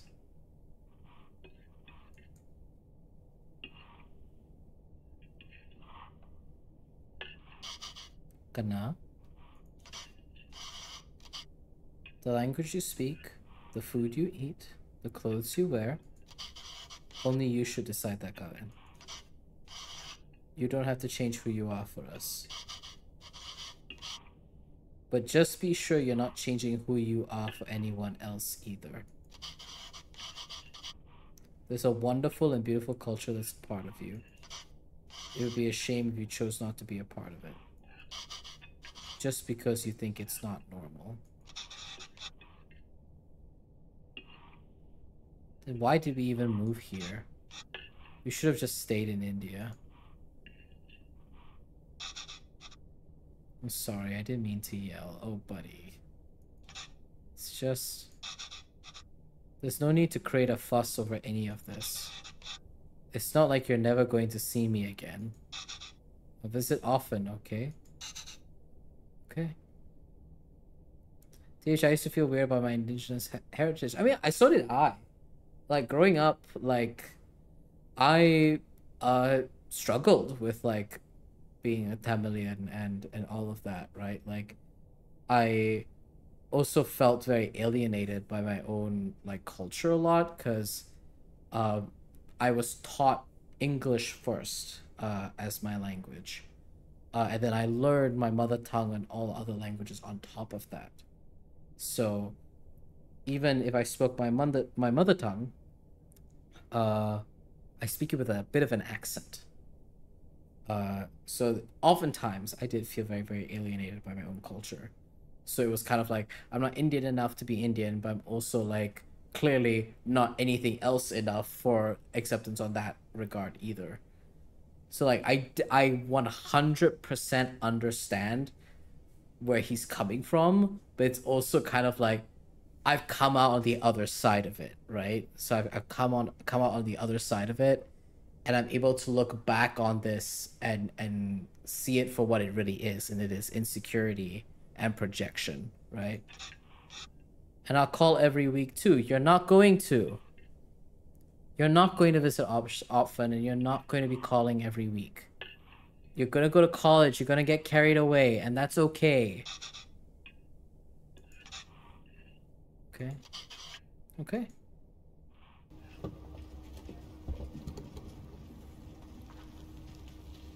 I didn't really have any kind of heritage or culture growing up, so I don't have this experience at all. Just a weird lack of cultural background beyond just American. Yeah, I know a lot of folks have struggled with that as well. Who is that girl? I've never seen her before. Ah!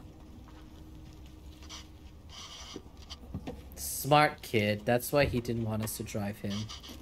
Chip off the old block, uncle, please. Uncle, please.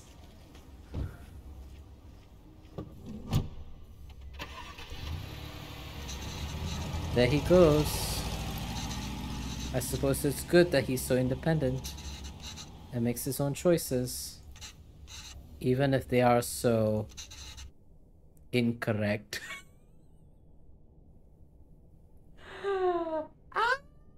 Auntie! Ooh! Ooh! Auntie! She said what she said. Woo! Our choices were mostly made for us already. Whatever he chooses, at least it'll be his own decision. We just have to wait patiently for him to come back to us. Until then, it's just the two of us again, huh? Just like old times. Aww. That's cute. We are unable to offer you a secondary teacher position at this time. However, we encourage you to apply again next year. Is this the same letter or is it a different letter?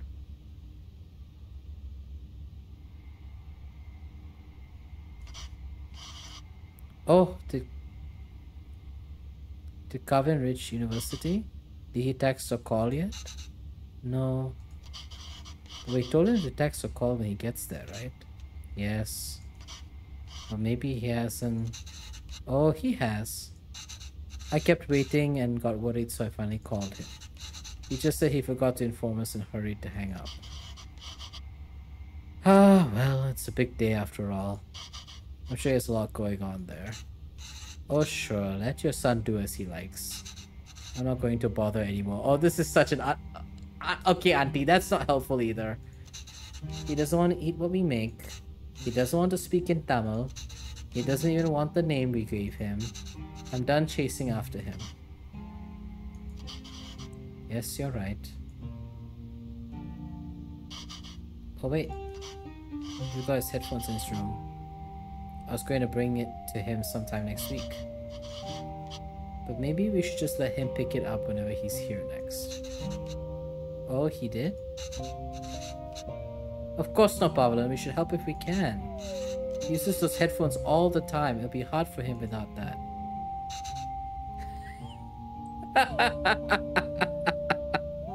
I see what you did, Pavlan. I see what you did. Oh, you made that up. God damn, everyone needs something new today. Yes, he did go off to college. And Mom's a little frustrated because he's doing the thing that every kid does when they go to college for the first time. Where they're, you know, they get carried away. That's normal and that's fine. Just that, you know, parents worry, right? He did forget to call. He got carried away. Is there anything more fleeting than your anger towards Gavin?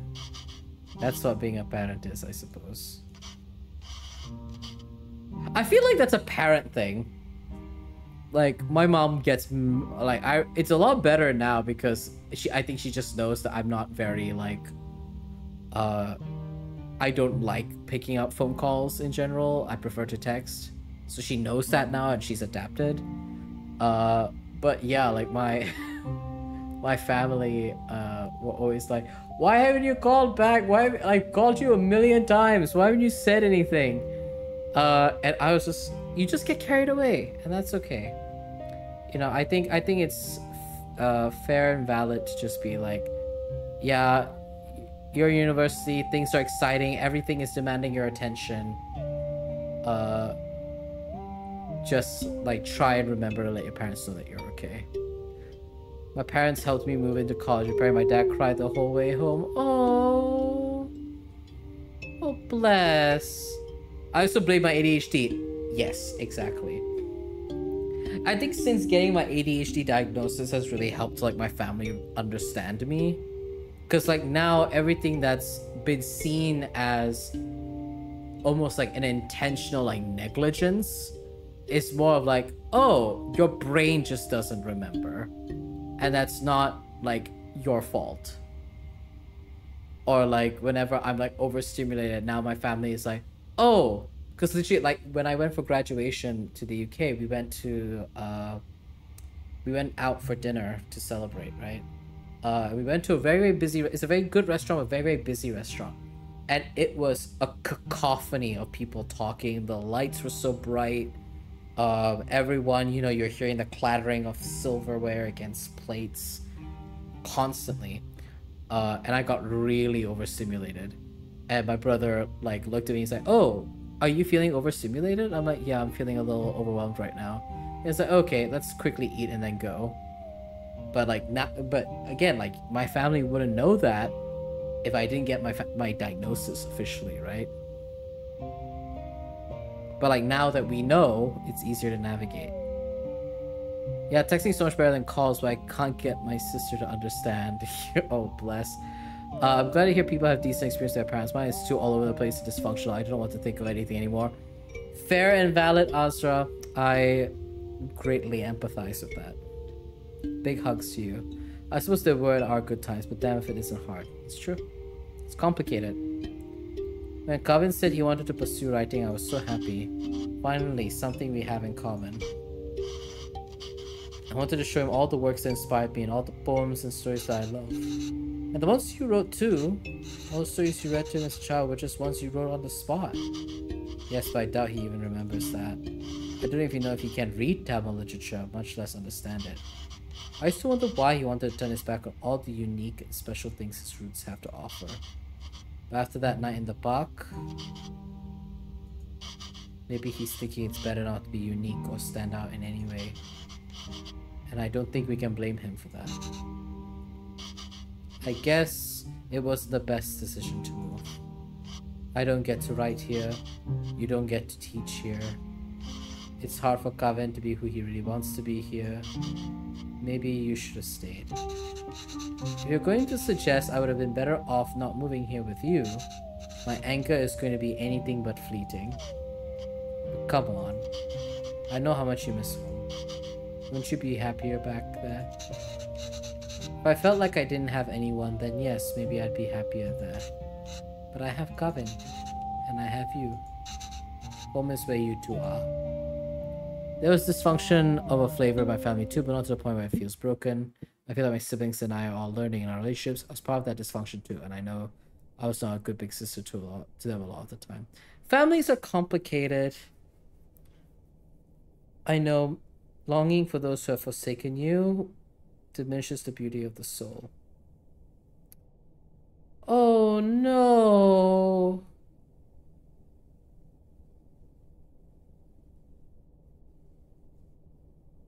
Oh no. Oh, it's a mess. I know I'm very much dysfunctional, but I've not had space to step away for long enough to really sort things through. That's fair. Oh, is he calling? Is Kevin calling?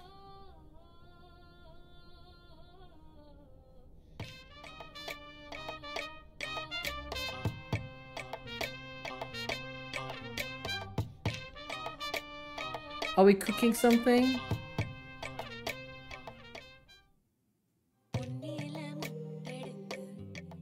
Oh, rotate. Oh, so this is this muruku? Yeah, this looks like muruku. So this is a crispy little snack. It's really crunchy, and you fry them.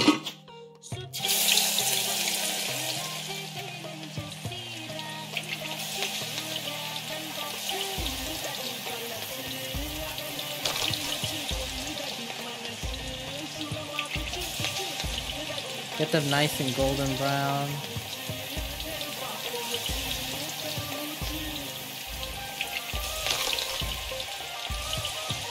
Oh, it's really good. We have it for Diwali every year.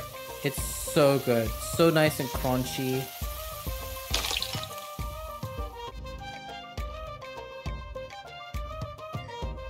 And they're so flavorful. It's like having it's like chips or something. It's kind of like a crunchier, rougher chip.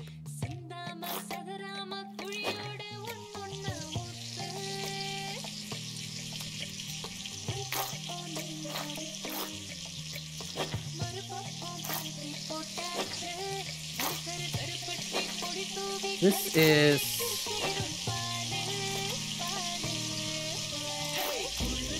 hi Sleepy, how's it going? Welcome, welcome, welcome. I'm trying to remember what this is. Oh, this is a type of a sweet. It's more fluffy, it's not crunchy. Kind of got like a cinnamony sweet flavor. That's kind of like the flavor profile you're looking for.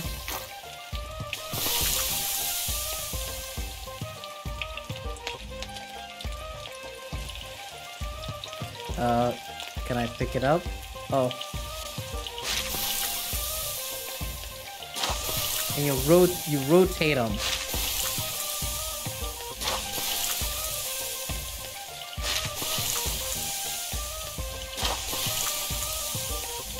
One of my favorite things about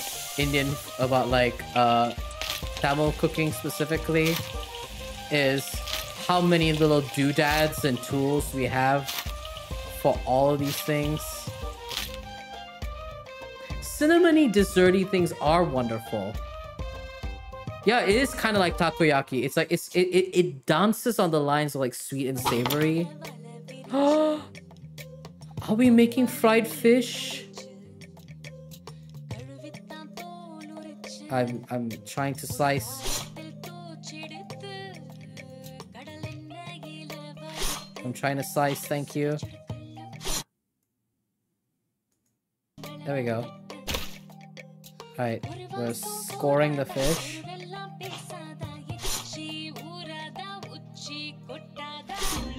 So now we're gonna put all the marinade in it. Nicely marinated. This is, I believe, pomfret. This is a pomfret, I believe. And fry it. Oh.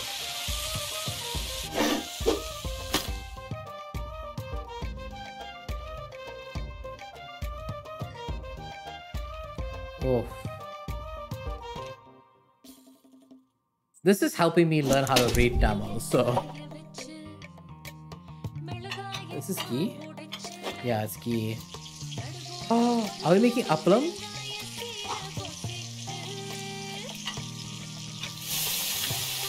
No, that's pepper. Fennel seeds. I know, the sounds are so nice. What are we making? So it's ghee, black powder, fennel seeds, dried chili.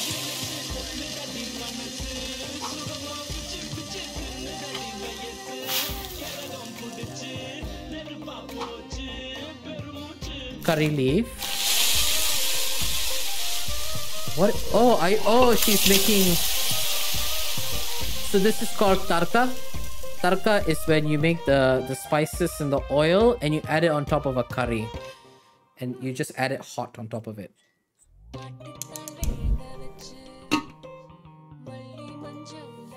Oh, pressure cooker.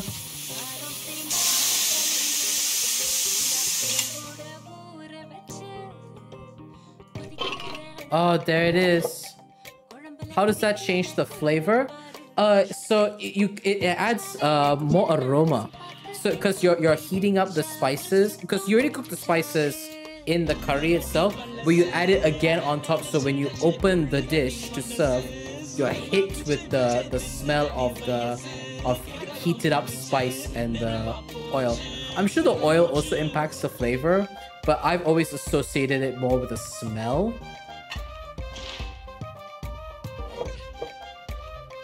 Ah, yes. Drop all the coriander leaf.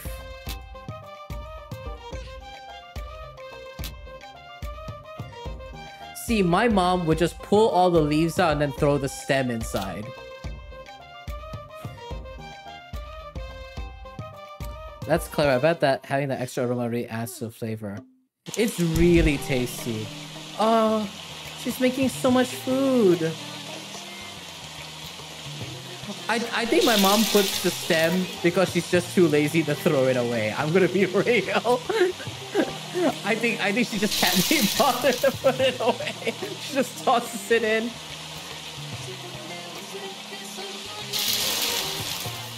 I know, I really need to eat Indian food after this. I'm gonna, when my brother wakes up, I'm gonna ask him if he wants to order some Indian food.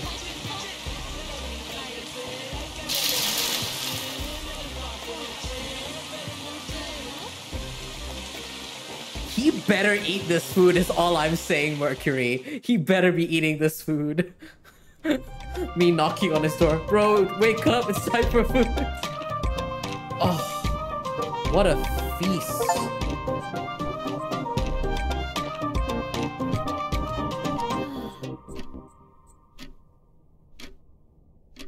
Don't you fucking dare. Oh, don't you fucking dare. Don't tell me he doesn't show up.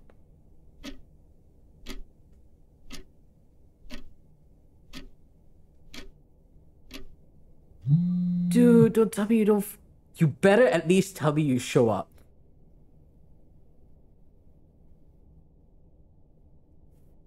Oh, God.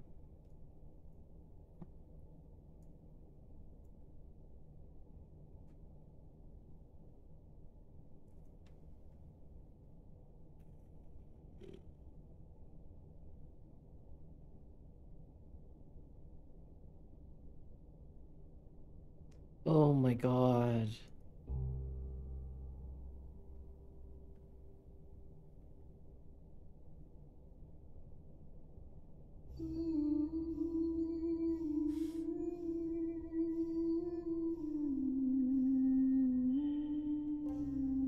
Don't play this fucking song. I'll start crying.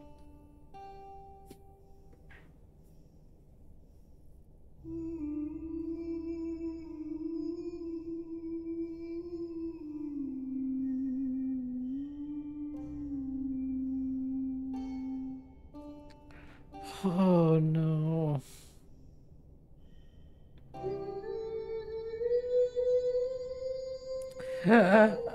Oh God, no.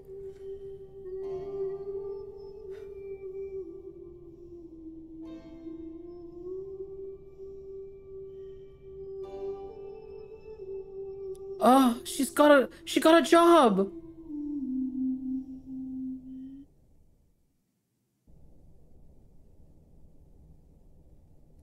Kavin is on thin ice with me. Without one's dignity, one becomes a puppet. Oh.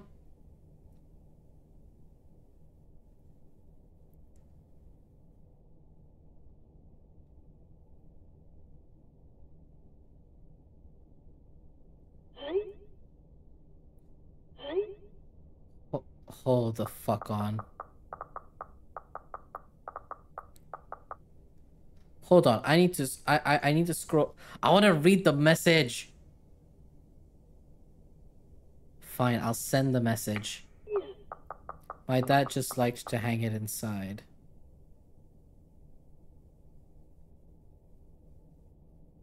Calvin, what are you doing? Yeah, that's fine. I just needed something unique and interesting here. By the way, for the school lunch scene, I was thinking it'd be cool if it was like a super diverse table of kids and they all shared food from their different cultures. What do you think Priya's lunch should be?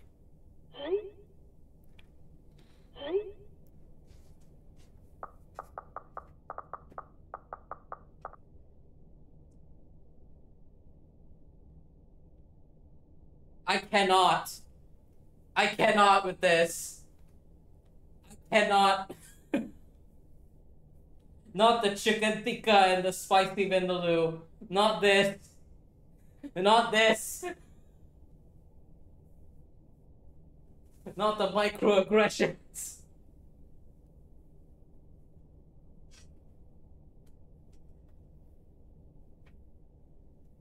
Is that the first time I walked out?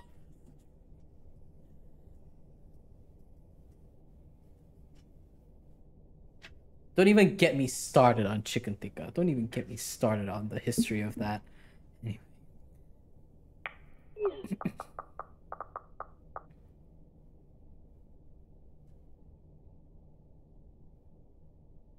Why would you want to show the Tamil kid eating nothing?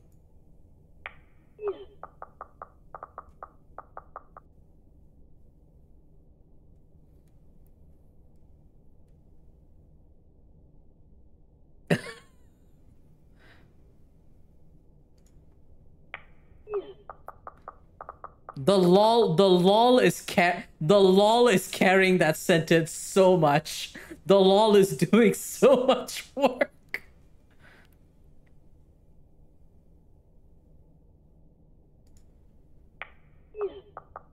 I was too embarrassed to eat it at school. Maybe we can touch upon that.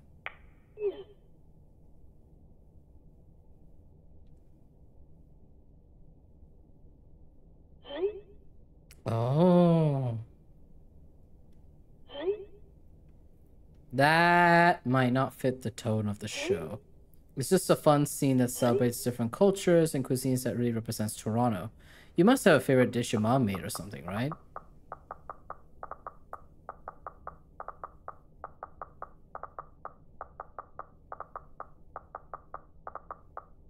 Oh, he's typing. Oh, he's typing.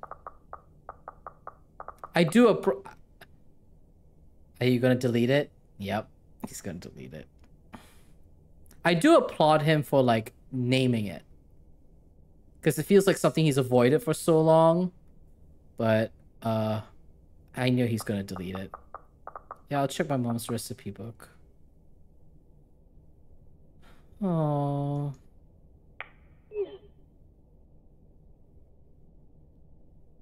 I want to scroll. Oh no, I have to leave. I want to read all it. Oh yeah. I want to know what he said before about the masks. Hey Kevin, I wanted to know if you had any cool references for set designers as they design Priya's home. They can do their own research for sure, but maybe there's something cool you have in your home, something cultural and potentially a...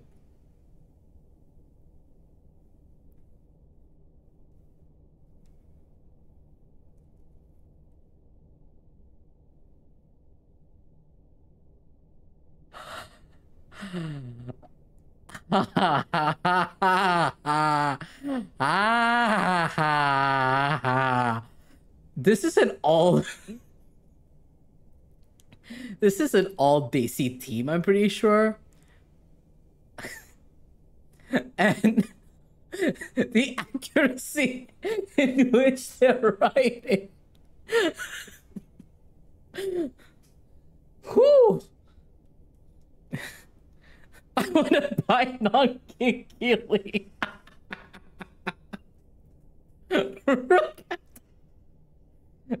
Rook, I want to frame that comment that you just put. I don't know, man. You see my apartment. It's all movie posters and games. There's be something you remember growing up with your parents, right? Yeah. Actually, my mom left me a box of stuff before she left. Oh, she left to go back to India.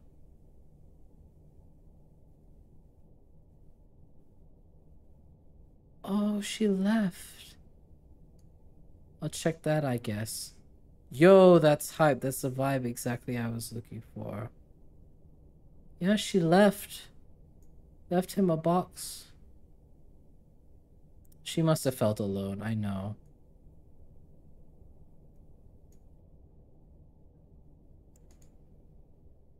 Is it our turn now?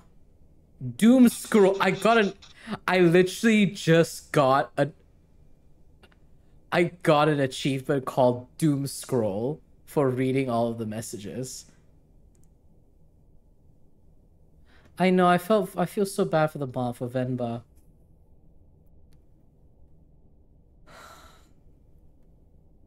Sir, what apartment do you live in? A minimalist apartment? Is this what's happening? Okay, if I have to give them a recipe, the least I can do is ensure it's authentic. Oh, she's repaired it. I can't believe Amma didn't take the recipe book with her when she left India, though. She left it for you! Tenga! She left it for you! For those of y'all who do not know, Tenga is Tamil for coconut.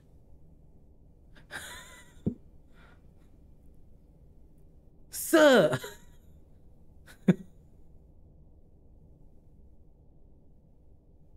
Please call your mother. Call your mother and ask her how to cook things.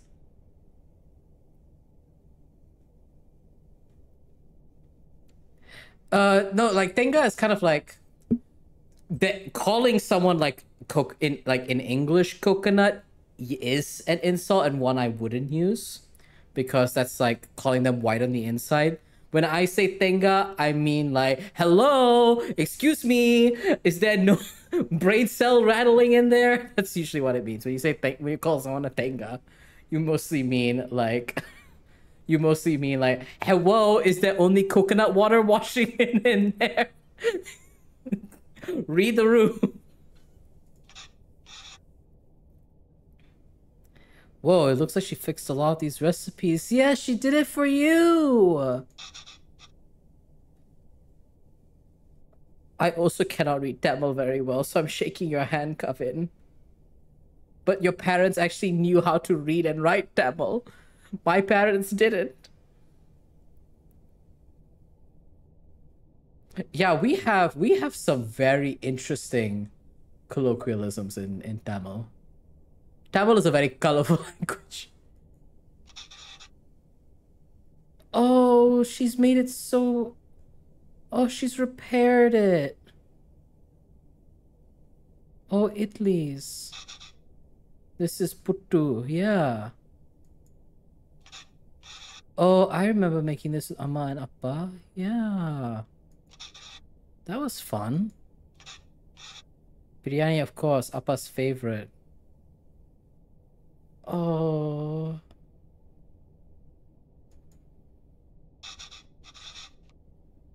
Natukkotu Colombo.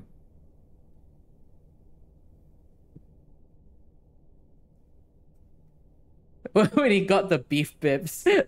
I love that scene. I think if there was my favorite scene in this game so far, it's that scene where they're having this argument and he's just like, did I not get any beef? Am I just eating curry and rice? Natukkotu Colombo is Koli is which is Kozhi. Koli is chicken. So it's a chicken curry dish. Yep.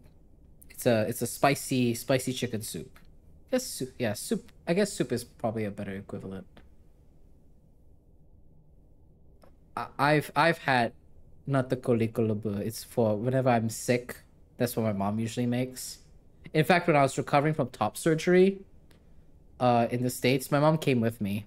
So it was myself, my mom, and my partner. My partner's based in Minneapolis. And we were in an Airbnb. And literally, my mom would make me Indian dishes that were easy to eat and swallow. And she would literally feed it to me.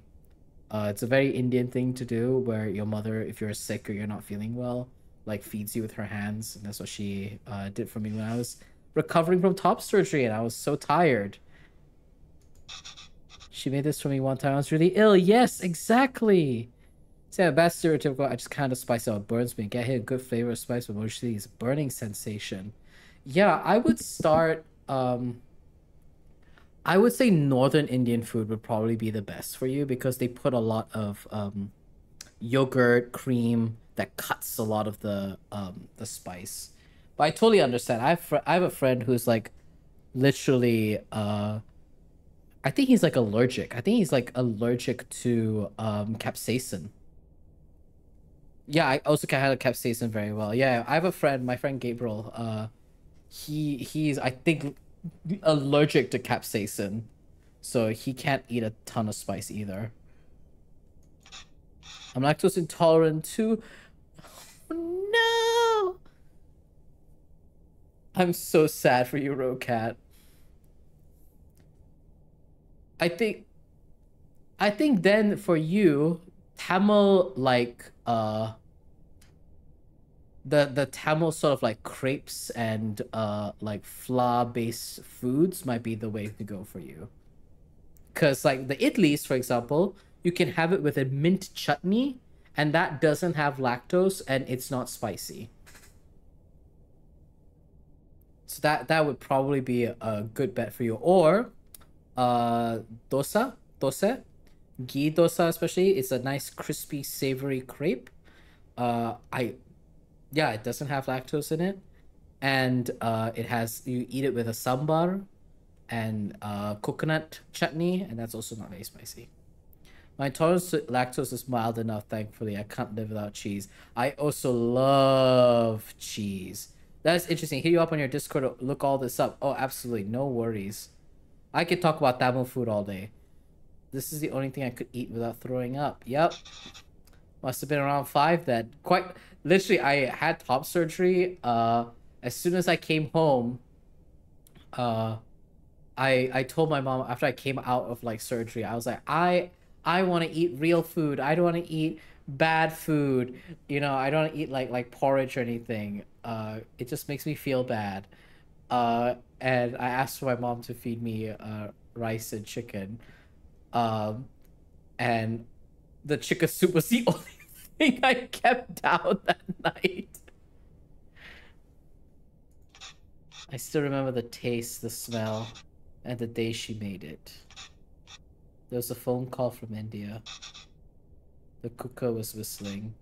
Amma fed it to me, but I think she was upset about something. I wonder what it was. Oh no. I think I know what it was. Anyways, I'm gonna feature this recipe in the show. I better cook it once at least. Connection through food, like especially in my culture, right?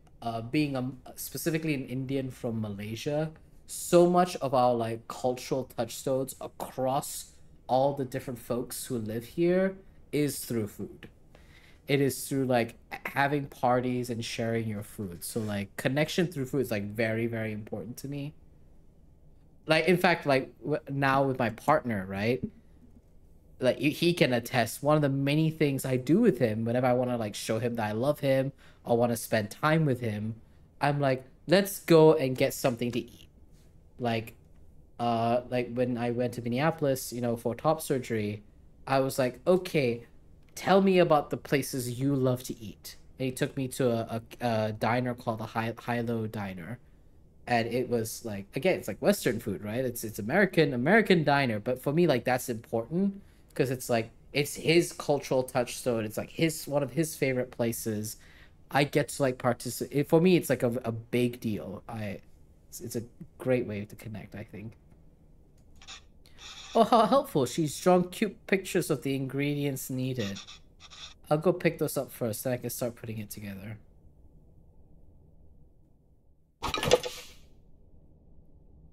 Oh, wow. Yep. Yep. This is how you know he has not cooked. I cannot read Tamil. This is going to be wonderful. Food is a good connection point for me. I love eating good dishes, and cooking can be a great community activity to make friends with. Literally, all my favorite memories of my friends, of like when I felt the most connected to them, is whenever we've done like potlucks, where we hang out in folks' house and we get food together, have like someone brings like homemade drinks, and we just like vibe, play a video game. Oh, those are like some of my best memories with my friends. Okay, so first this is, oh, we're just making the tamarind. Looks like I have to mix tamarind with the water to extract the essence multiple times. Okay, warm water.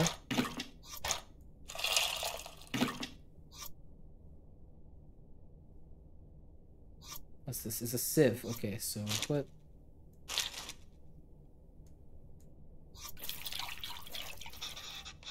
The water already changed color. I could add more water directly to this bowl, but it might dilute the extracted water. I need to find a way to separate the extracted water and the tamarind. I need to get back to cooking again. Listen, I love cooking. You love baking? You are strong. You are so powerful. Baking terrifies me. My previous partner was a huge foodie and had lots of good food together. My current roommate of 11 years is another huge foodie, and I've opened up my palate so much because of him. Someone whose ASD presents in one way of being extreme in his food textures. I'm so jealous of folks who can connect through food. That's so valid. Baking was my jam as a teenager. What did you like to bake? Yeah, I totally understand how you feel, Mercury. A lot of my friends have like specific sensory stuff, and also like specific textures that they avoid. Which is why what I try to do as someone who's like not as like my sensory thing is not food textures, usually it's other things. I try to be like, remember in my little noggin everyone's little combo of like foods that they enjoy and like, and foods that they avoid, and try to pick places that we can all eat. So like I've like my friend who is very autistic has certain textures about like certain foods.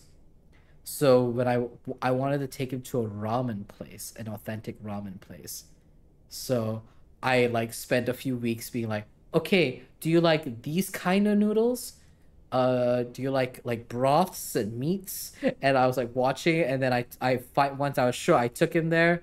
He loved it.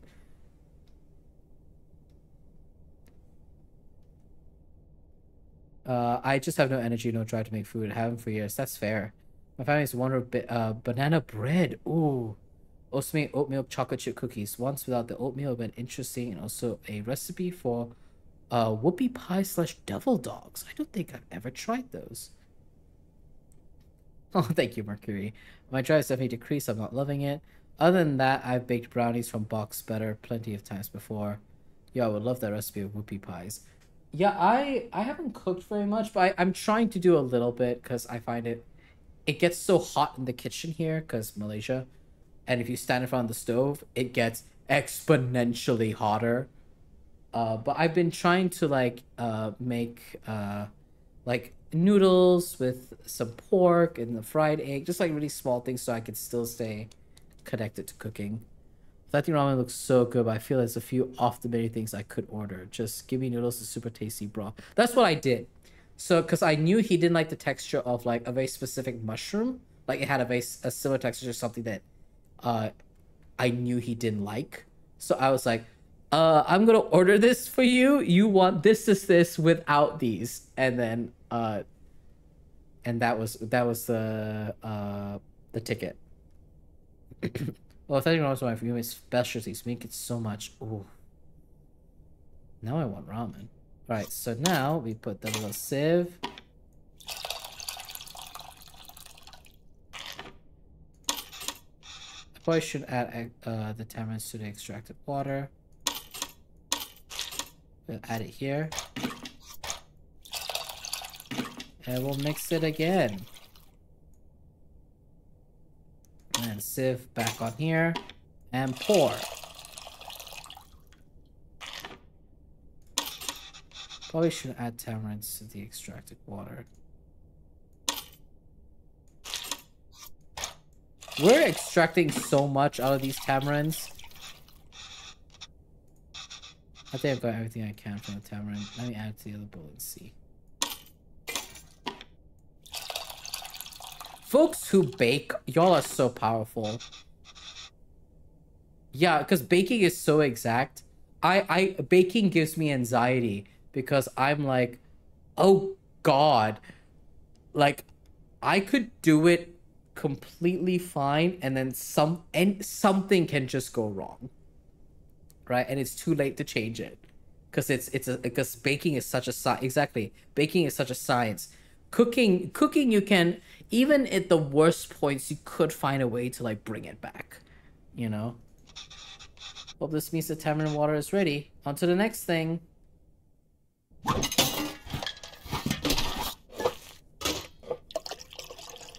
I find that baking isn't as terrifying as a lot of people make it out to be. There's a lot of flexibility and people think, oh no, I can't read Tamil at all. Okay, well, there's no diagrams in this one. My Tamil is the most fluent, so I might not be able to translate this fully. But maybe I can do it step by step. I think you can make out a few of these words. Toast both of the grains first.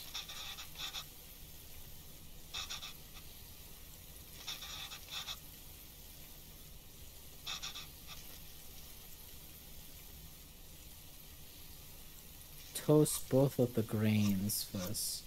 Rasam powder. Don't think it's rasam powder. Rasam powder, you wouldn't put it this early.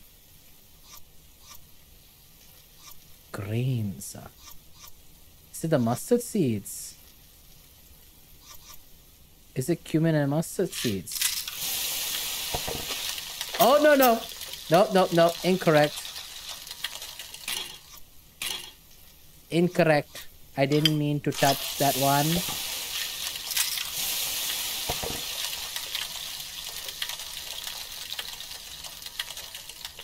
I find a bunch of basic things over and over. It gives me confidence to play around with flavors. Oh, that's true. The structure of the recipes is very, very helpful. Cooking gives me anxiety because you gotta have a feel for when things are right. Yeah. When my mom taught me cooking, it was always kind of like sensing, like listening to your senses of like watching. And it's so subtle because I remember my mom was teaching me how to cook curry. She was like, you need to cook until the oil separates. And I'm like, what do you mean by the oil separates? And then I realized what she's talking about is there'd be a line of oil on the wall of the pan. That's what you're looking for. Because I was waiting for it to separate on the surface. No, she's talking about it like touching the walls of the pan. I can't count the number of times I've woken up to this sound though. Oh yeah, the smell of spices in oil. Okay, I can read this part easily. Add red leaves and green chilies. Yar, it is your curry leaf and your chili. Oh, I must have my word for red and green switched around. On to the next step. This cooking scene is so nice. This cooking, there's no music because usually that's what his mother does, right? Is listen to Tamil music while cooking, but that's not something he's like interacted with. I used to not do that either, but then, you know, when I was especially during the pandemic, when I was missing home food, I literally started playing Tamil music while cooking just so I could feel connected. Alright, next, add minced and crushed ginger garlic. So it's probably the shallots and ginger garlic.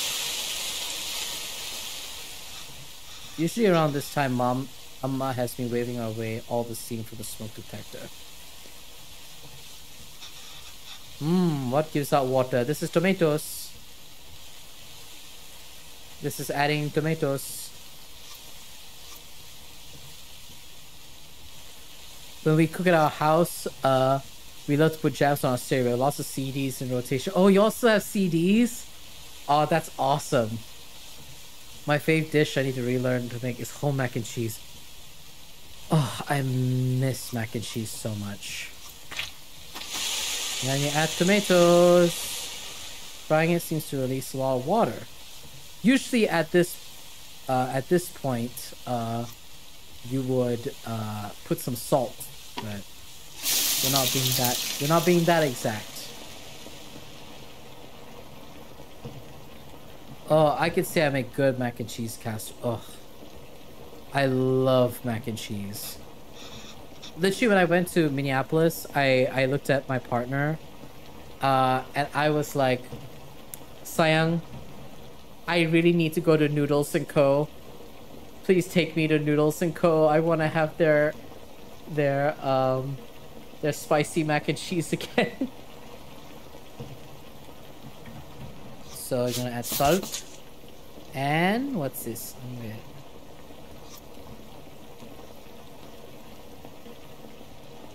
And rasam powder, I guess. Amma was upset because of the phone call she got from home. Oh my god. You know what? We should do a virtual potluck. That actually sounds like a lot of fun. Like, everyone bring your own food and we just hang out and talk about our food. That sounds like a lot of fun. You know what? I'll note that down. We'll find some time to do that. That sounds like a lot of fun. Let's do that. I think I know what the phone call was about, and I'm too scared to find out. I'm too scared to have it confirmed. I think I remember now. Oh no.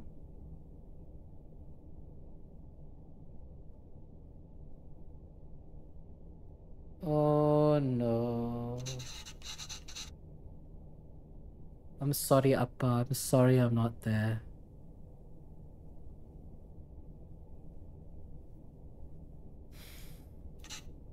I know. I thought she was getting better. It's almost the end of the month, so I should be able to send you more money soon. No, it's okay. Let me at least be of use this way.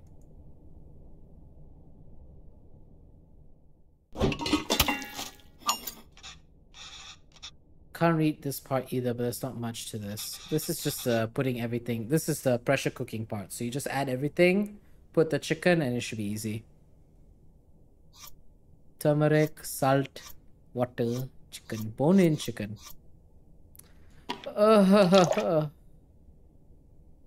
Okay, so we have the water. Okay, you just want... Okay. Turmeric, salt, and then bone-in chicken. Don't forget the thingy. Alright then. Pressure cooker time.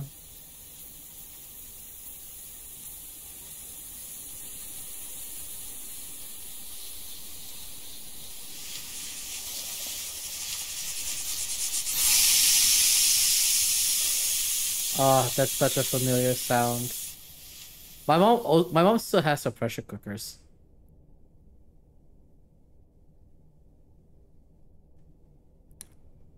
Oh.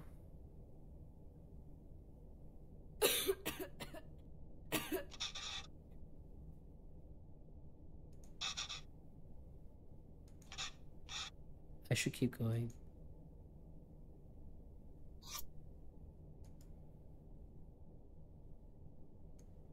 Keep going and doing what? Whoa, that looks fantastic. We have an Instant Pot. Now we have this even fancier thing. Ooh, that's neat. That it also is a dehydrator. That's very neat. Chicken stock always has golden color, but the turmeric is making it look extra nice. Oh man, should we even feature this in the show? Some corporation is gonna start selling an overpriced turmeric chicken stock after watching this.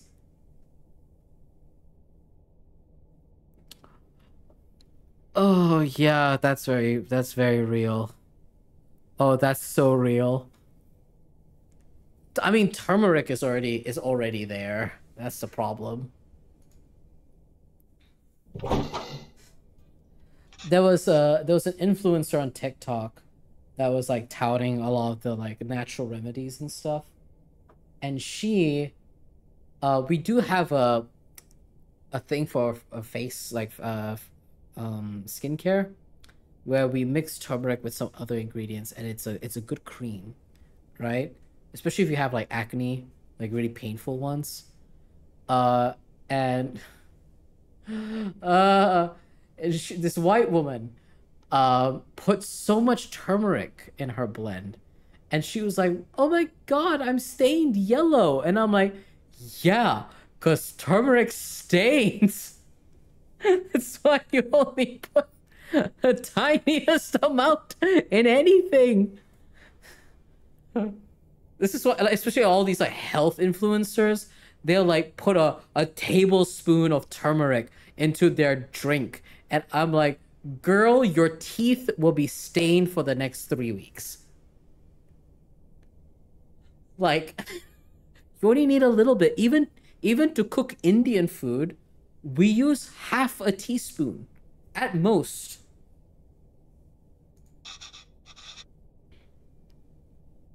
Turmeric's so good for you, consume it all. Rasam is usually water, but here it's fresh chicken stock instead. That's really cool, wow. I wonder how Chris would describe this to the team. An exotic take on chicken soup made from a variety of spices and aromatics. That's probably exactly how they describe it. Gross.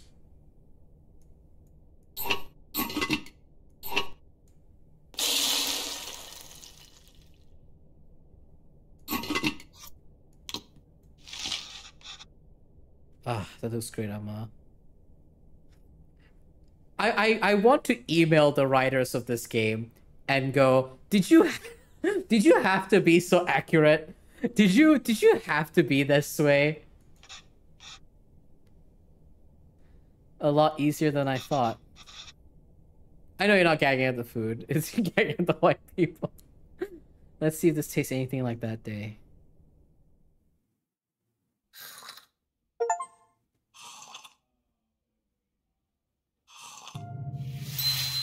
Oh, chicken rasam. Yeah, your mom feeding you.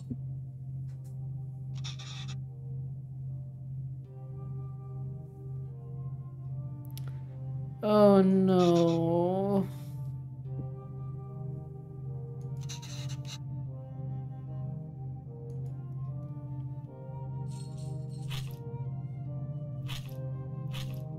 The little rice grains on his mouth. Did I do something wrong? Oh no, kana, not at all. I would be a little upset if he doesn't call his mother. I heard from home. Your grandmother. Amma loves her a lot. But sometimes people have to leave and go far away. And Amma will just miss her. Why is she leaving?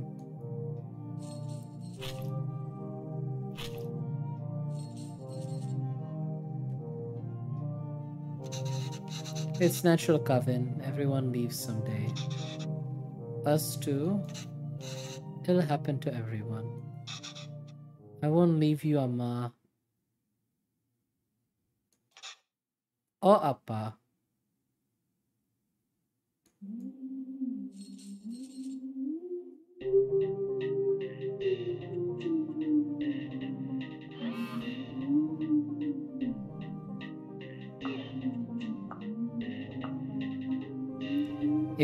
Shot.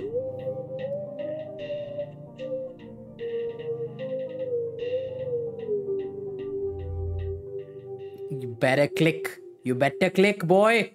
Boy, you better click it.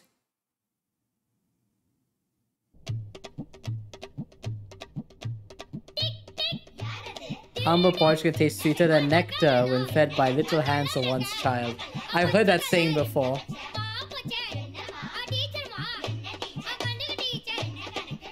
Oh, we're in India.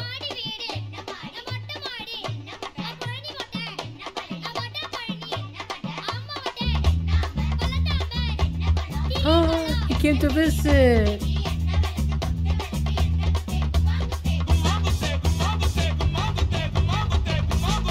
Tose. So this is tose. So this you make this is the batter. You make the crepe and you flip it. Yeah, I told you I'm terrible at this. It's easy, Kavin. Listen, it's all about the temperature control with dosa. First, yeah, it's like it's a savory crepe. So you want it to get nice and crispy. Not too crispy though. You want some give. So you pour water on the stone to reduce the heat. Next, set the fire to the lowest setting. Pour the batter, and since the stone isn't hot, you can spread the batter easily. Add oil around the edges and turn up the heat. This will fry the batter and make it easy to flip once the edges are brown. Then it's done. Easy, right? This game is very mean for not actually feeding me to the screen. I agree. Alright, another disaster coming up. Alright, first, we need to check. This is the dosa flipper. Okay. First, water. Now we know it's hot enough. And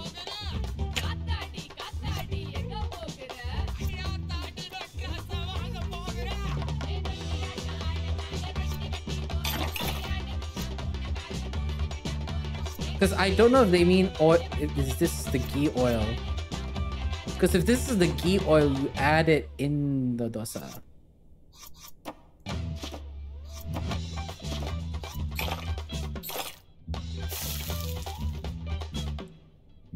Yep, time to rotate.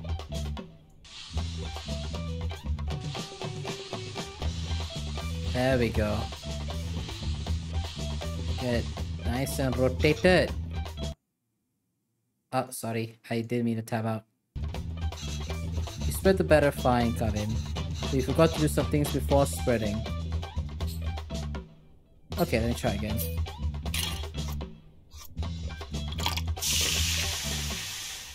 Nice.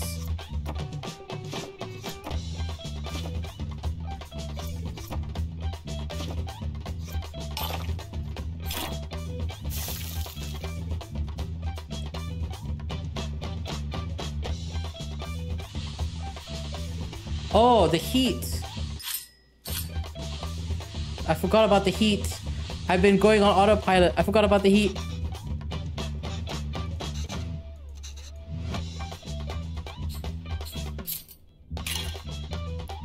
So we put water. Now it's hot. Then we turn it down. And we add the dosa batter.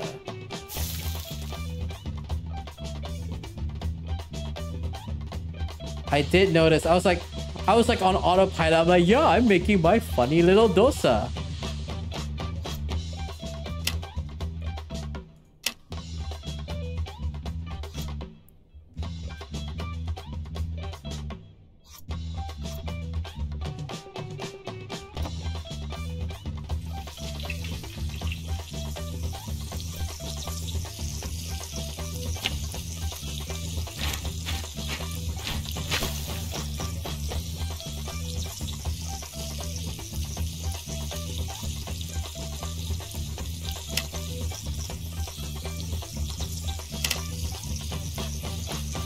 Take it now. I was like, I think I can flip it now. There it is. Yeah, you add the oil after because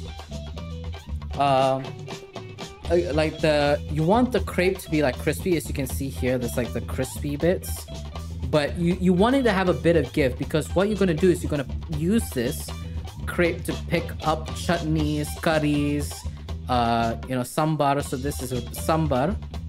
This is sambar. This is a mint coconut chutney, and this is a chili red chutney. It is one of my favorite things. This is my favorite fruit as a child. Ready to try some? What do you mean try harder? What harder thing you want me to do now? Oh, uttapam. Oh, uttapam is hard. The dosa will be a bit thicker this time, so we can lay all the vegetables. So yeah, this is not the pizza one with all the toppings. Yes. Not really though.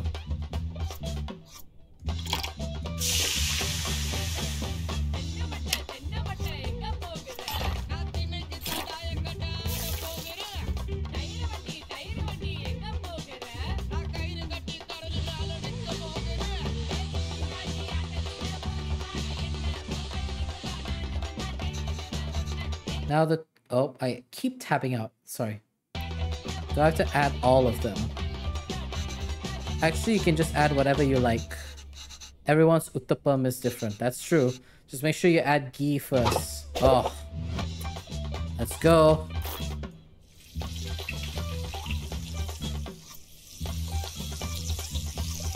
Listen, we gotta go in there with the onions. We gotta go in there with the green chilies. And a bit of the carrot for the crunch.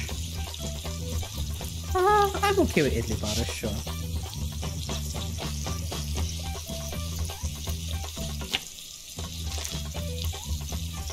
Oh no! I forgot to turn off the stove, yep. I forgot to turn off the stove, so we add the ghee.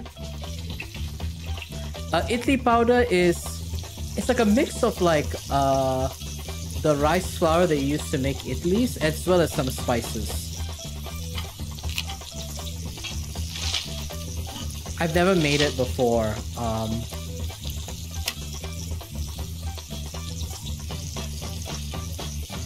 Okay, I think we're getting a golden brown. There we go.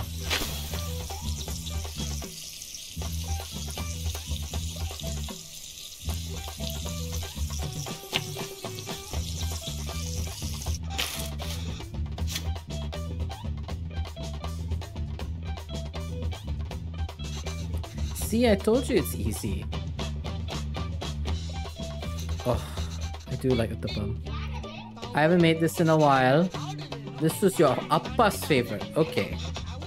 Curry dosa is curry with mincemeat. Oh, curry dosa is really good. My roommate introduced me a few recipes from various African cultures. They use a thick doughy mixture as vehicles for sauces and stuff. Oh, are you talking about fufu? Because I love fufu very much. It's very tasty. Yes, exactly. We're doing it with mutton here, but you can do it chicken, beef, or whatever you like. I've never made curry dosa, so this will be new.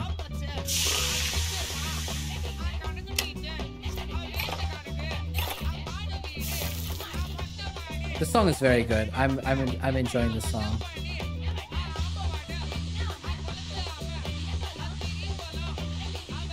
Oh yeah, like the arm strength. My roommate used to make it at home a lot. Now we can start adding the curry toppings. Like uttapam, you want to add the ghee first. Then add the beaten egg as the coating, followed by the actual curry, and finish with coriander. Okay, so we have the ghee. Let's turn off the heat first of all. Coriander, add the egg. Oh, so good. And we'll add the curry.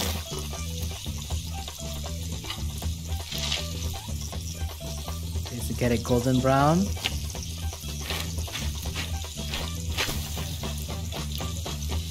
Very good. Let's make it cook for a little bit. I see why people have talked about how good this game is. It is really good. They clearly put a lot of love into it. You can tell that they put a lot of love into this game. As someone who is Indian, but also specifically of Tamil heritage, they got it. They nailed it from start to finish. I feel very seen. I want to make my roommate play this. I think he'd be very intrigued. This game is really good. It's also on Switch if y'all would prefer to play it on Switch. I might make my partner play this. You're doing great, Kevin. You can start your own dosa restaurant when you go back.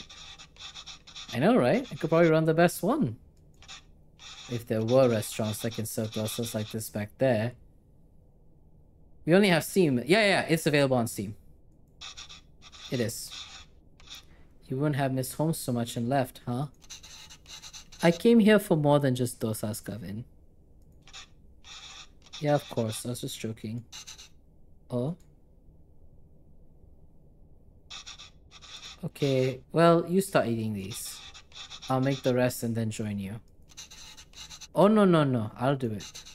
Otherwise, they'll get cold before you can eat them. Well, won't they get cold for you then? Let me do it this one time at least. Sure, Kevin.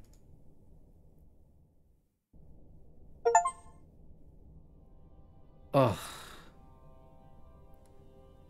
My favorite dosa is ghee dosa, because the ghee gets it so nice and crispy, but it's still got enough give. It's so good.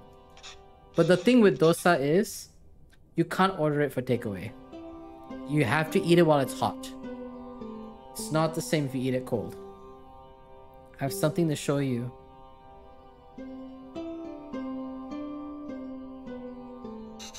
This is Amma's recipe book. Have you been using it? Wait, I didn't fix some of these. You fixed those too? And you wrote in Tamil? This is great, Kavin. Is this all research for the show you're writing? No, Amma. Actually, I quit that job. Oh! The master's behind the wall. I hope he means he didn't send it to Chris. That's what I'm hoping. I think he brought it home. Oh, why? I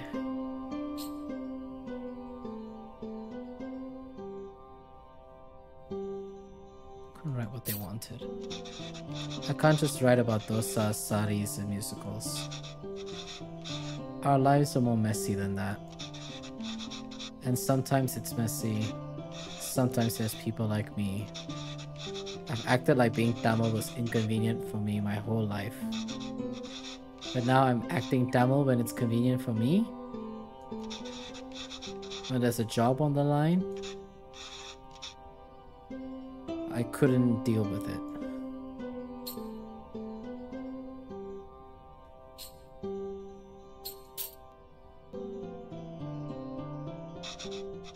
It's true, Amma. I'm just a tourist. And I wasn't there for you after Appa. I'm also feeling a lot of this, yeah. And every time I wanted to apologize, I just felt too guilty to even face you. You've always said you stayed in Canada for me. I know how much it must have hurt you to come back here. How much I must have hurt you. And Appa. It was so sudden. I always thought there would be a time to tell him how much he inspires me. Even the stories he made up when I was a child and read them to me until I finally slept. My writing can't hold a candle to that. If I'm writing today, it's because of him. I'm still just trying to catch up to him.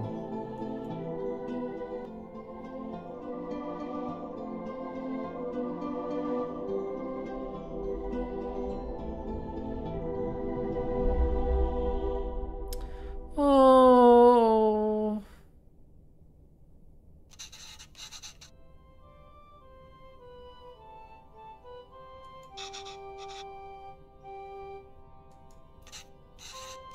I came here because that's what's best for me. Even though it hurt me, it's what's best.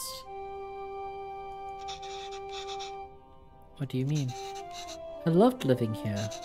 The people, my parents, my job, everything. Leaving India was necessary, but really hard. I felt bad for leaving.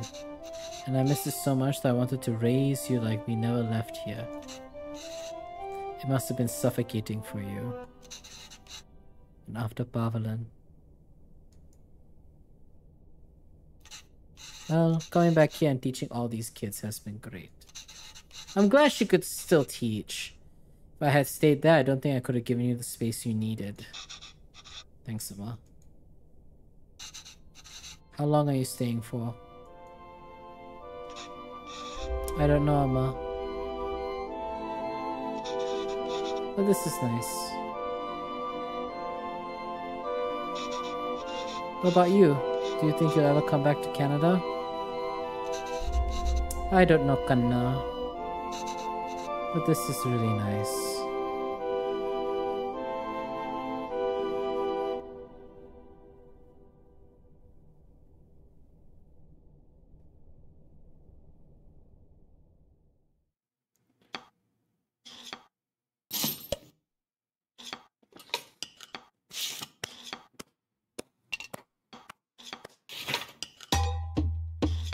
Well done.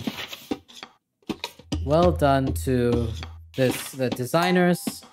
Well done to the writers, every single person who's worked on this.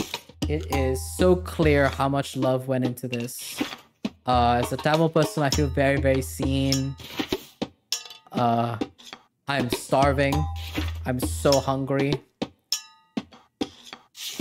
Can't really relate much, but it's so beautiful that you can really tell how much it is a love story. Yep. It really is. The devil is in the details. Like, it's just it's the subtleties of like food to connect, the family dynamics, the comfort but also alienation of like growing up under a certain like culture but being expected to be something else. I do know. Oh, this is the songs. Oh, they nailed the songs. Also, fucking white people, I know, right? I'm glad y'all enjoyed my little details. And that was so cool, actually, from a game design perspective. Like I found that so interesting. Is that like remember when we started cooking with the mutton biryani, right? I was like, oh yeah, you need to do the spices, you need the oil, you do the spices, you do the onions, green chilies. Like the fact that they weren't just like, oh, we're making a puzzle game, so we're just gonna puzzle the game. They were like, oh, let's actually follow how these recipes are actually, because literally if you do exactly what these recipes are telling you to do, you could make the dish. Like, that's how I cook at home, which is wild, right? For like a game design perspective. But yeah, we did it, everyone. We finished the game. We finished Venba after ages of trying to play this game. Thank you all so much for being here. It's so nice to play this game for all of you. Thank you all so much for being here. I adore you all. Let's go share some love over to Critical Bard. And I will catch you all tomorrow. Take care, everyone. Bye.